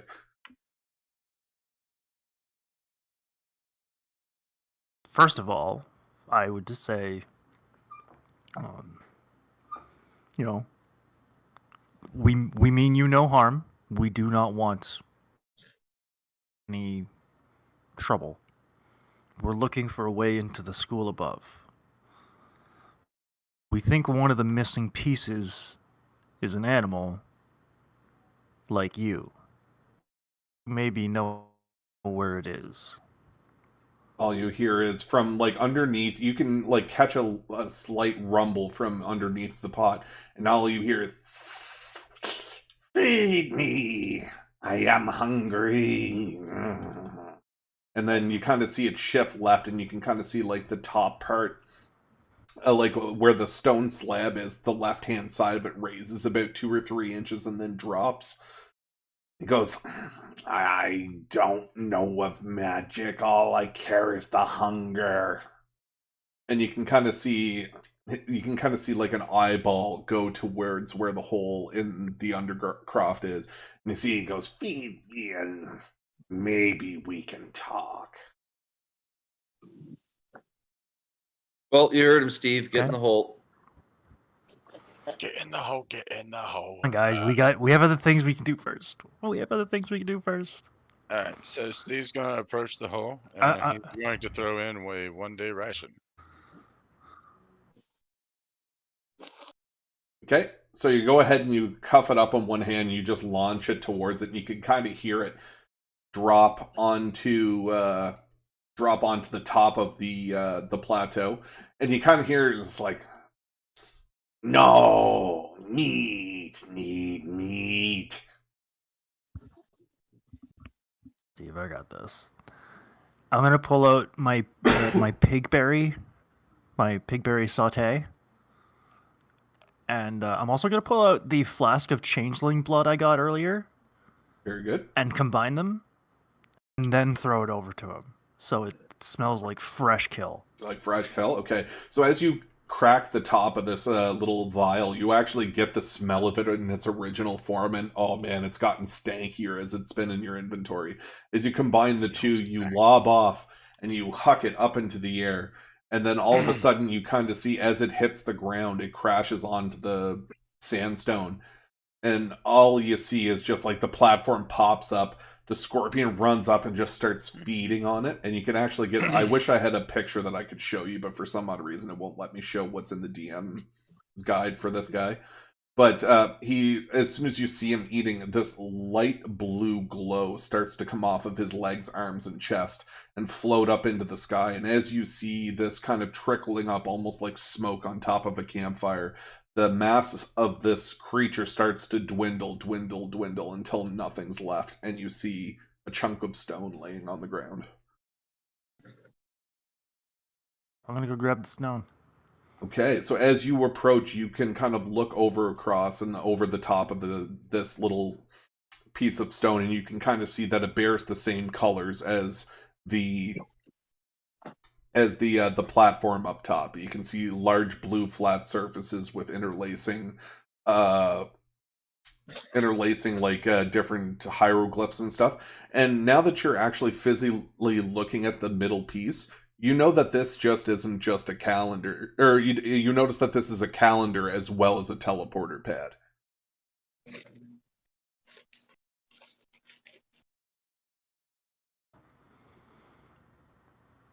Well, so as not to be inefficient with my spell, I'm going to immediately go over to the eagles and ask them what's going on. Okay, so just 1 second. Yep.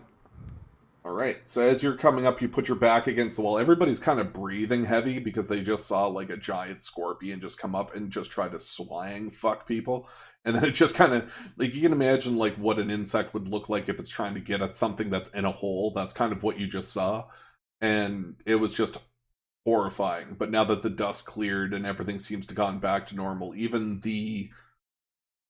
like the plateau that was above the scorpion has disappeared, and now it's all normal rock formations and foliage. Huh. Interesting magic.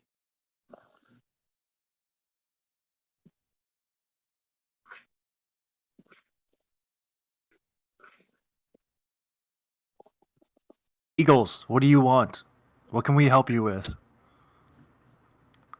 All right, so you kind of scream aloud to get the attention of the eagles, but you get no response.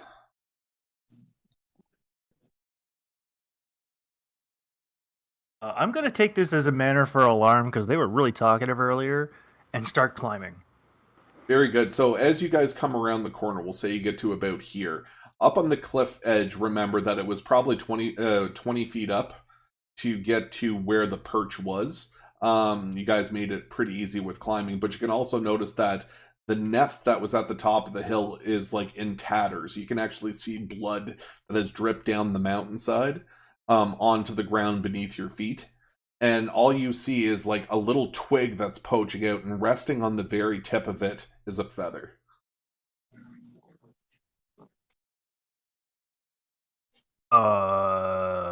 We better be quick about this. So I'm gonna climb double fast. Okay. You're gonna climb. I can just. It's 20 feet up. I can just use my mage hand to grab the feather and see what's going on with that. I mean, I want to see what's going on in the nest. Fair enough.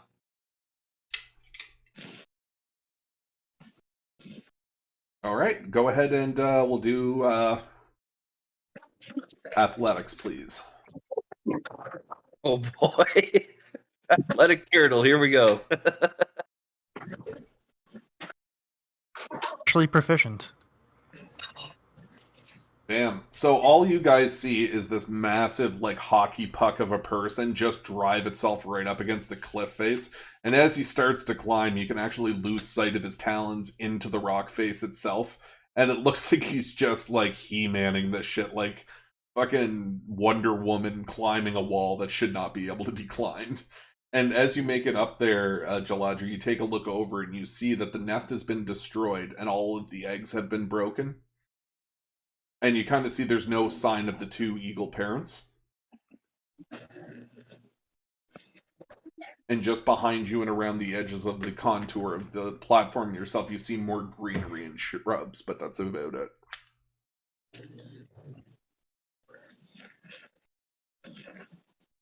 Shit.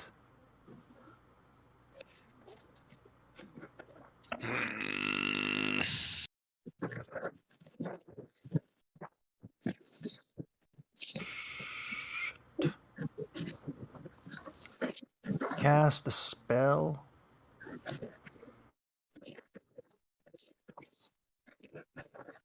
There we go. I cast Detect Magic. I want to see if there's anything magical about this scene. Okay. And can you read me of how Detect Magic works? I think it's, you can tell, like, the school it's from and what the actual spell is, kind of deal.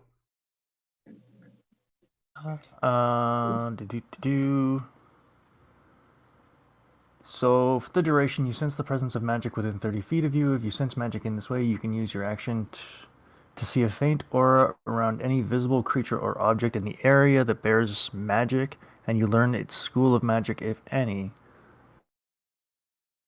Very good. All right, so you're well within range of everything. So the way it works is where I'm going to make this visible. So this is the point of reference where it actually is. So this is the eagle nest. And right out here, about 10 feet on a branch, is the feather. And you can tell that the feather is in fact magical. And it's from the Transfiguration School of Magic.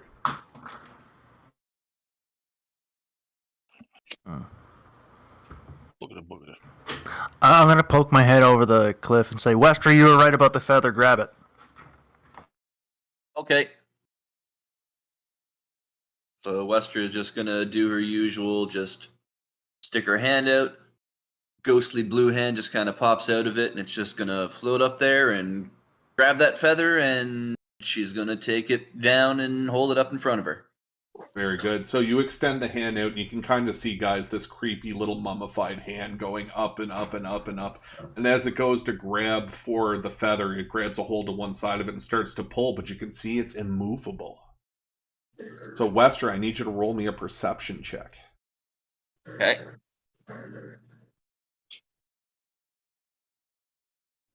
All right, so what you're able to see is as the mage hand is grabbing onto the feather and pulling, it's developing a bright aura.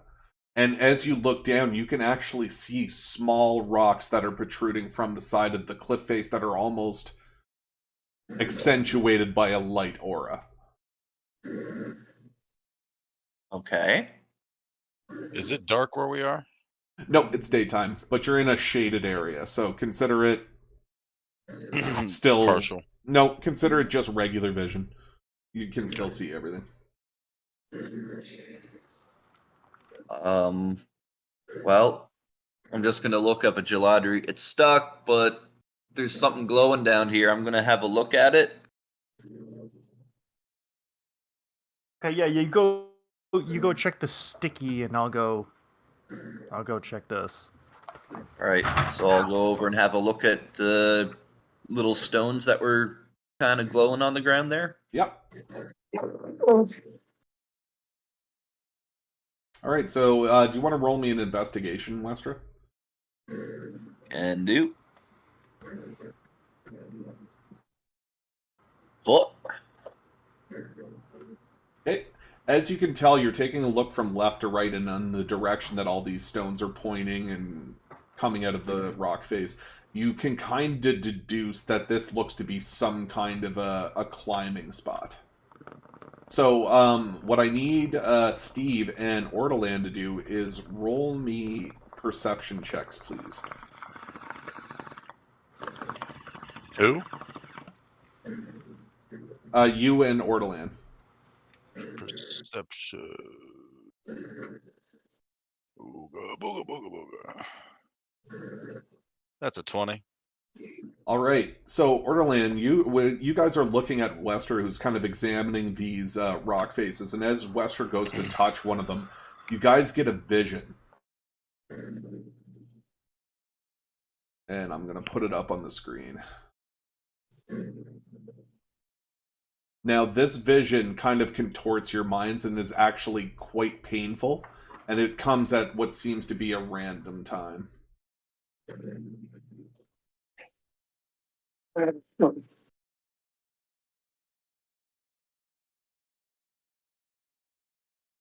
So this image rots in your head, and you can kind of see it as distorted, almost as if it had camera shake.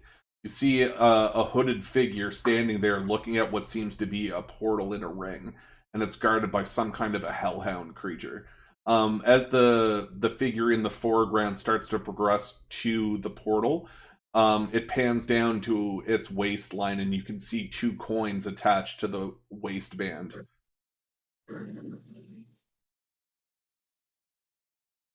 Oh, this is all very alarming. Okay.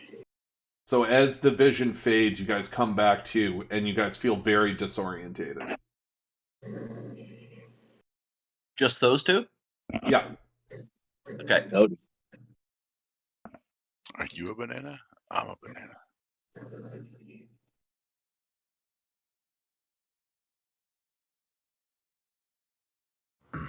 I'm gonna reach out for the feather and try to grab it.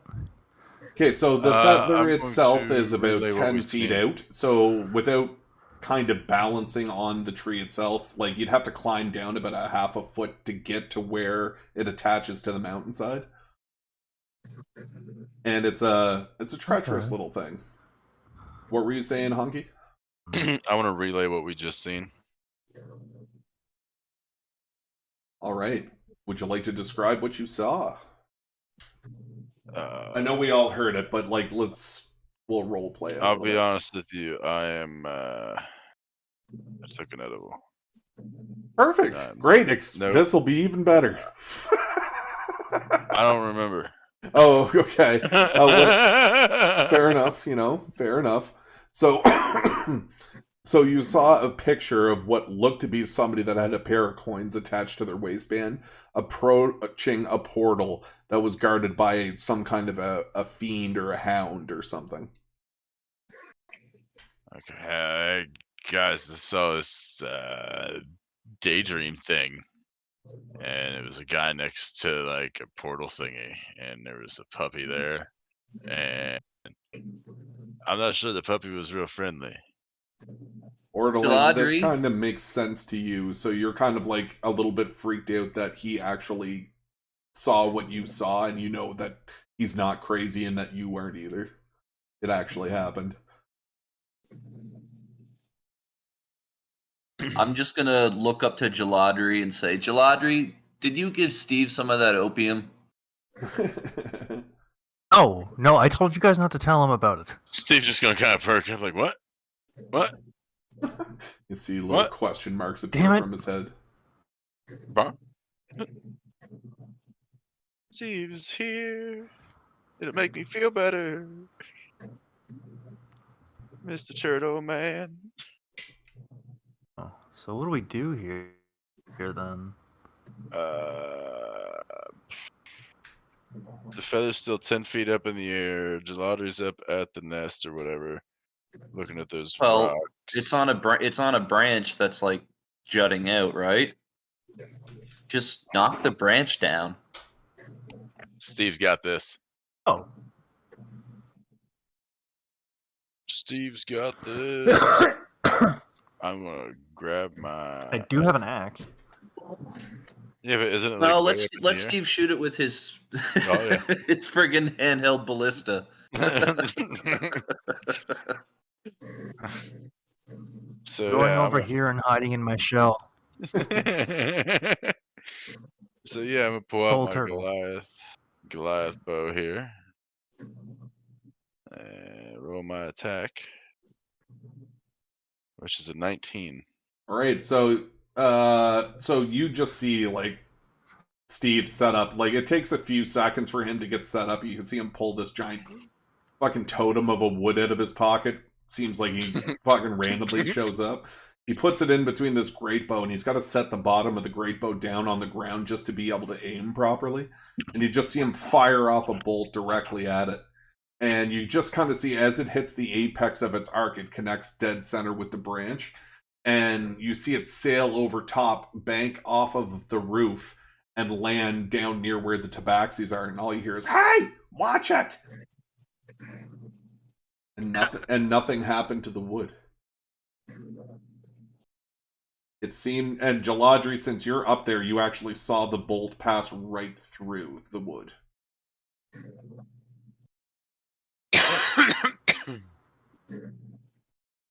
Spirit tree.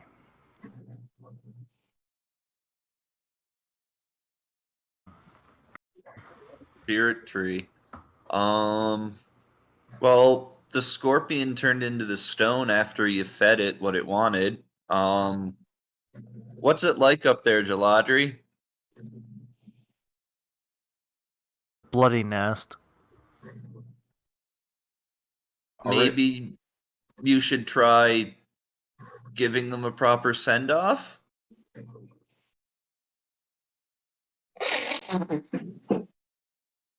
Yeah, I suppose I could do that. So, Westra, I need you to roll me a perception check, please. Okay. So you're kind of coming back to kind of identify it a little bit. All right, so you kind of get the sneaking suspicion you're being watched. You're looking over towards your right behind you, like you know where the actual giant scorpion was. You can kind of you kind of catch the glimpse of somebody watching you. That's just like literally just in the bushes a little bit, and all you hear is.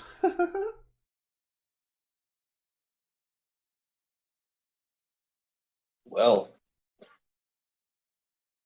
I'm I gonna think old pretend that Greg's I hiding in the did. bushes.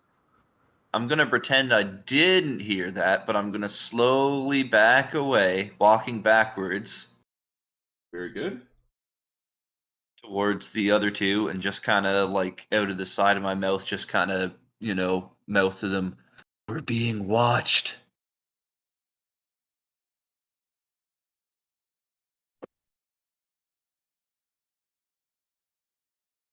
By the way, Ortolan and Steve both heard the laugh. Oh, okay. I'm going to try to figure out where it came from. You're able to turn behind you, and you pretty much see that there's like the outline of a person that's just in the trees a little bit, but you notice that there's some kind of a blue hue on it. How far away are they?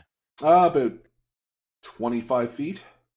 I'm going to pull out my sword that illuminates everything within 30 feet of me Okay. and just kind of hold it in the air and see if I can make out who it is. Right, as you kind of approach forward, you can kind of see that the entity that's like behind the woods kind of pops out, and it's a very small little specter. It's kind of in the shape of kind of like a small like rodent, and it kind of steps towards you, hopping from square to square, and it kind of just sits on the sand in front of you and goes, "Aha! Fancy creatures!" And you can kind of see him going around, and you all can audibly hear this mouse talk in common, and it says, "Hello, How you doing there? I'm doing fine, thanks for asking. I'm just doing my travels. I see you found one of the trials." You guys hear that too? I do. This rodent thing is talking to me about some stuff, evidently. I don't know. Huh. When did you guys become druids? I don't think it's anything magical, man. I mean, unless he's magical, I don't have anything to do with this. Steve, it's a glowing blue mouse. It's magic. This is very true. Okay, you're right, Resta. I'm sorry. What are these trials you speak of? He goes, this one's very special.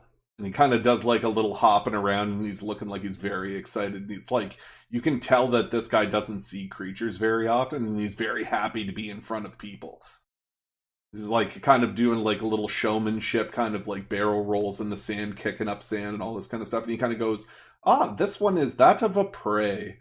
I suppose what you're looking for is already in front of you, but what would a predator do in this situation, I wonder? And he kind of scampers around a little bit and kind of runs back into the field from whence it came, and you kind of lose sight of him. Steve, kill it. I was gonna say, like, well, he was talking all this shit, like, what would a predator do? I'm going to reach down and grab a hold of him and be like, eat you. Okay, as you go to grab a hold of him, your hand passes right through him, and almost the essence of this little mouse kind of follows your fingertips to a position and then rests back on the monster as it continues to run off. Huh. Told you to kill it, Steve. You didn't do it right.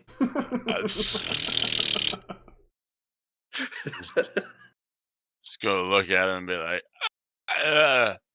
it passed through my fingers. I grabbed it. It didn't grab. There was no grab to grabs. All right, so as it disappears into the woods, you kind of hear the cracks and ticks of stone that's being moved. And behind you, where the X mark is, a small slab of sandstone appears that kind of have etching markings around it.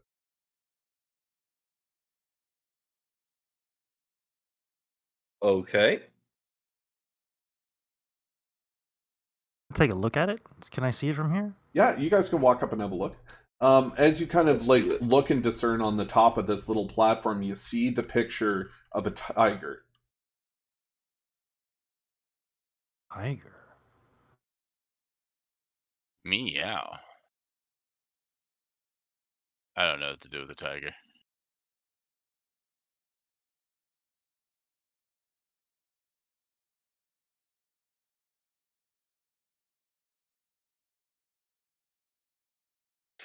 That's all it is, just like a sandstone slab with a tiger on it?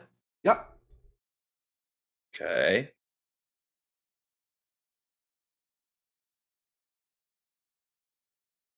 Steve, can you try to pick this thing up? Yeah. I'm just gonna reach down and try to pick it up. Okay, so as you put your hands on the left to the right hand side, I'm going to get you to roll a strength check for me. Alright.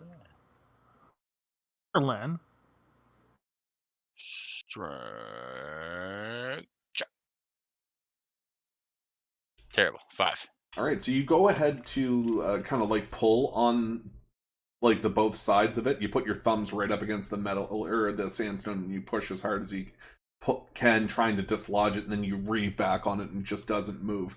But as you take your hands up, it looks like you've made the line indent into the platform, and then when you let go, it kind of pops back out. So this is an illusion-y, magic-y thing too. Probably. You can do a knowledge arcana check to see if there's anything magical about it, for sure. All right, we'll do. Oh yeah, this thing is definitely magical, 100%, no questions asked. Uh-huh. And it's from, this part is from also the Transfiguration School. I'll even give you that because it was such a high roll. Yeah. So we've got some sort of riddle. We've got a nest of like dead eagles, this tiger thing, and a little ghost mouse that just basically harassed us and went back into the bush. Yep. He also asked us, what would a predator do? I tried to eat him. What would a predator do? Jaladri, are you hungry?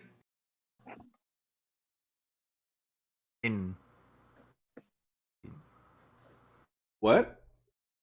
I'm asking Jaladri if he's hungry. Oh, I thought Brian said something and he cut out. Sorry, I lost you there for a second.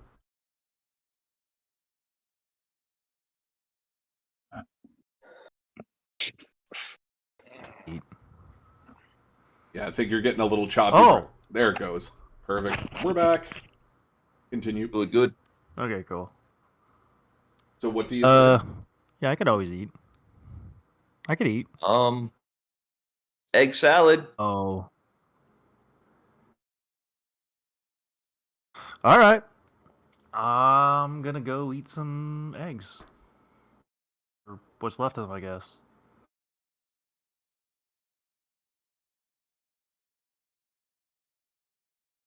I hope I'm right.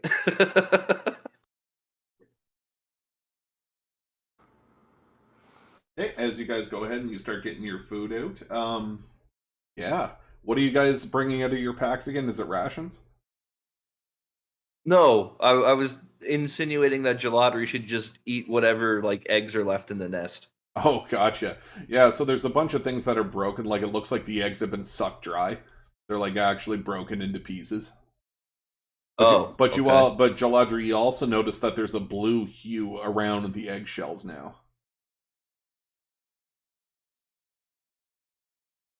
I mean, a beak and not teeth, so I don't really have to worry about. I'm gonna start chewing on the shells.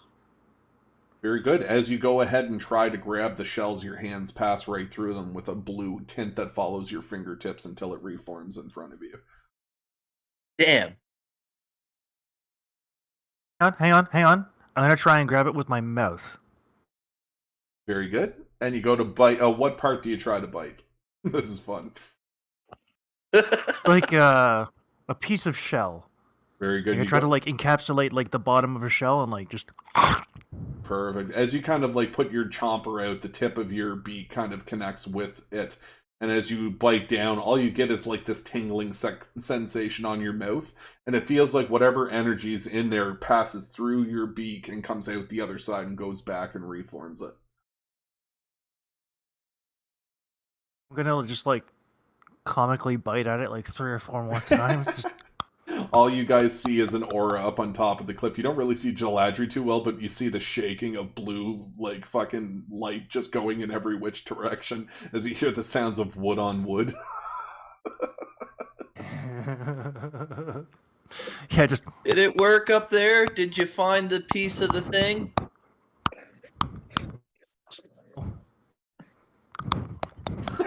Shut up, Brian. Not working. Awesome. It's not working. All right, let's hear from the other two. What do you guys got going on here? Gote, are you still here?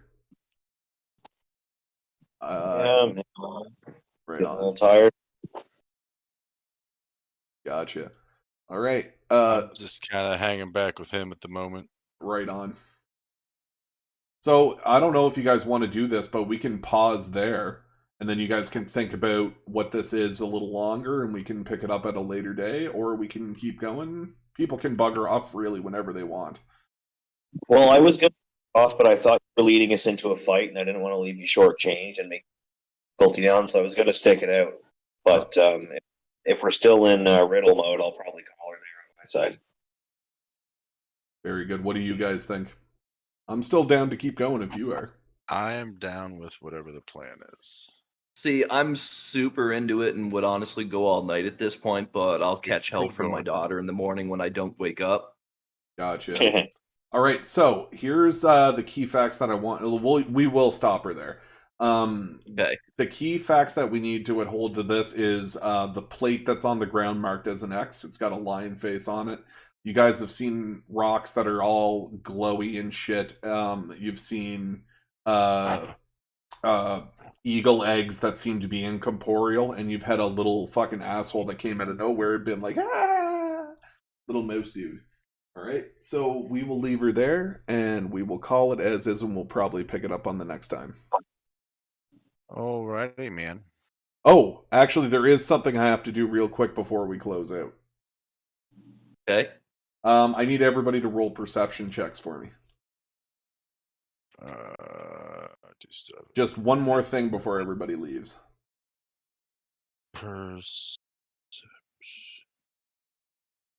Well, Wester's too busy thinking about the riddle to look around, apparently.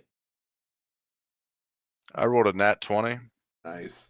All right, so Jaladri and Steve, over the flow of the air, all you hear is the loud screaming of some kind of a beast in a faraway location somewhere in the land.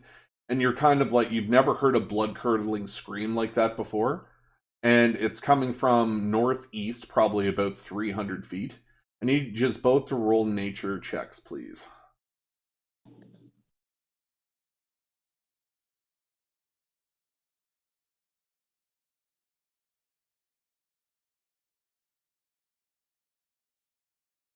All right, so 18. Jaladri, what you're able to tell is over the course of the air that it sounds like somebody is kind of like, you can hear like almost like whip-like sounds in the background that are coming to a crescendo. And as you look up the pathway from whence you came, you notice that the three people on top of the or three boys that are on top of the teleporter are actually looking in another direction on the opposite side of where you guys are. And you kind of see it has their attention. Steve, through your course of your travels, you know this to be the blood-curdling scream of a large humanoid. Copy. I'm going to convey that to everybody else that this is a humanoid Very screaming. good. And that's where we'll leave it. Is it like a death Okay. scream? Is it death screams? Is it It's like battle cries? it's more like it's hard to tell over the course of the wind blowing, but you can kind of tell that it's not good what's happening there to whoever's screaming. Well, tell them to take it somewhere else. I'm thinking right now. Right on, and that's where we'll leave it, people. Cool. All right. Sounds like you guys had fun. Yeah, it was pretty good. All right, I'm going to move us. Yeah, like we're all in the regular one, but yeah, so we'll just go ahead and end the live streams there. And I would like to get everybody on a separate WhatsApp chat so I don't have to individually invite all you guys. But we'll save that for another time because everybody's pretty tired at the moment. But yeah, just hit me up Okay. when you guys want to play again. And yeah, I'm just going to chill for the rest of the